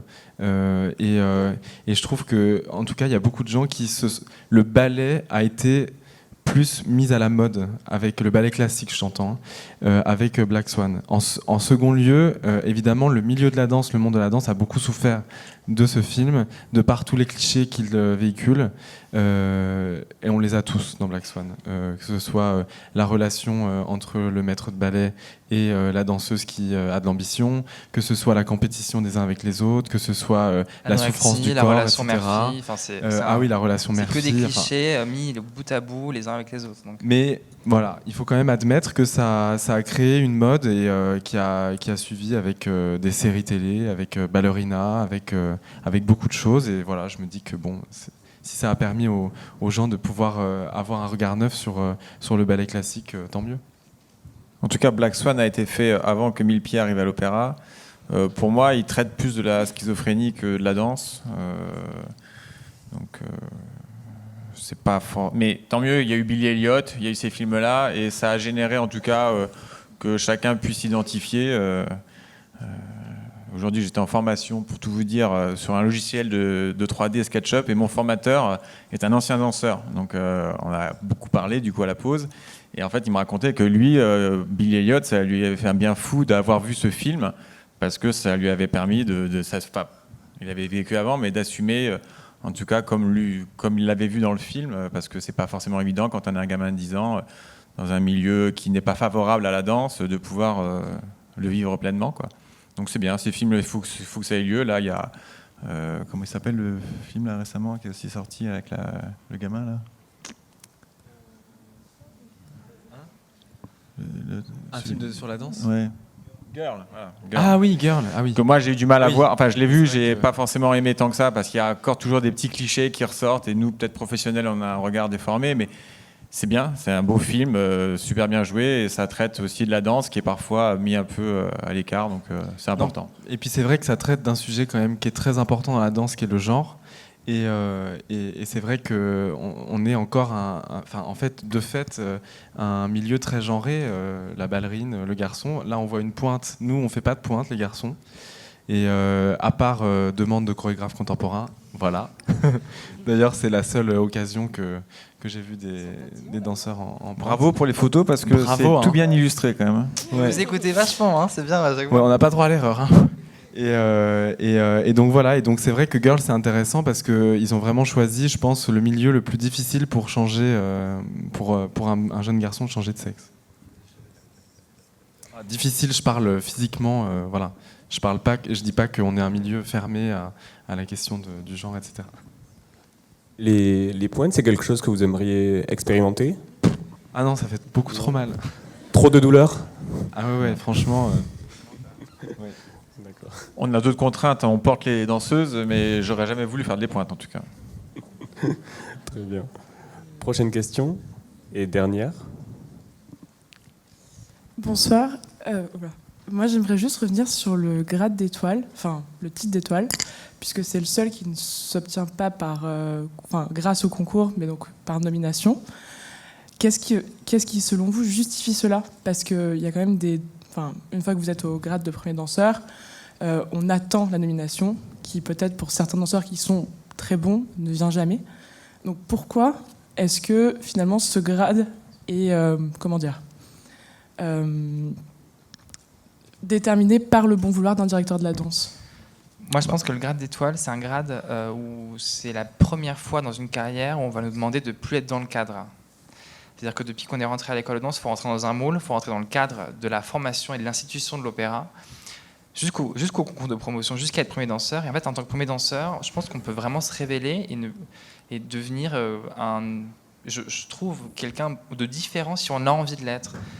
Il y a plus cette logique de devoir se fondre dans le corps de ballet, de faire pareil que tout le monde, ou être sur la ligne, être caché derrière le copain ou la copine. Je trouve que c'est vraiment le moment où chaque artiste se révèle. Après, évidemment, les nominations, elles se font selon le bon vouloir de la direction de la danse.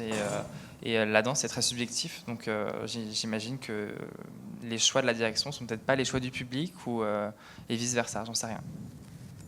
Un déterminant aussi, je pense, c'est la personnalité. Je pense qu'une étoile sort du lot par sa personnalité. Donc, c'est un facteur déclenchant. Ou son corps, ou sa manière de se comporter. Enfin, c'est comment on va finalement sortir du cadre. Pour moi, c'est vraiment ça. Oui, et puis, il y a quand même quelque chose de subjectif.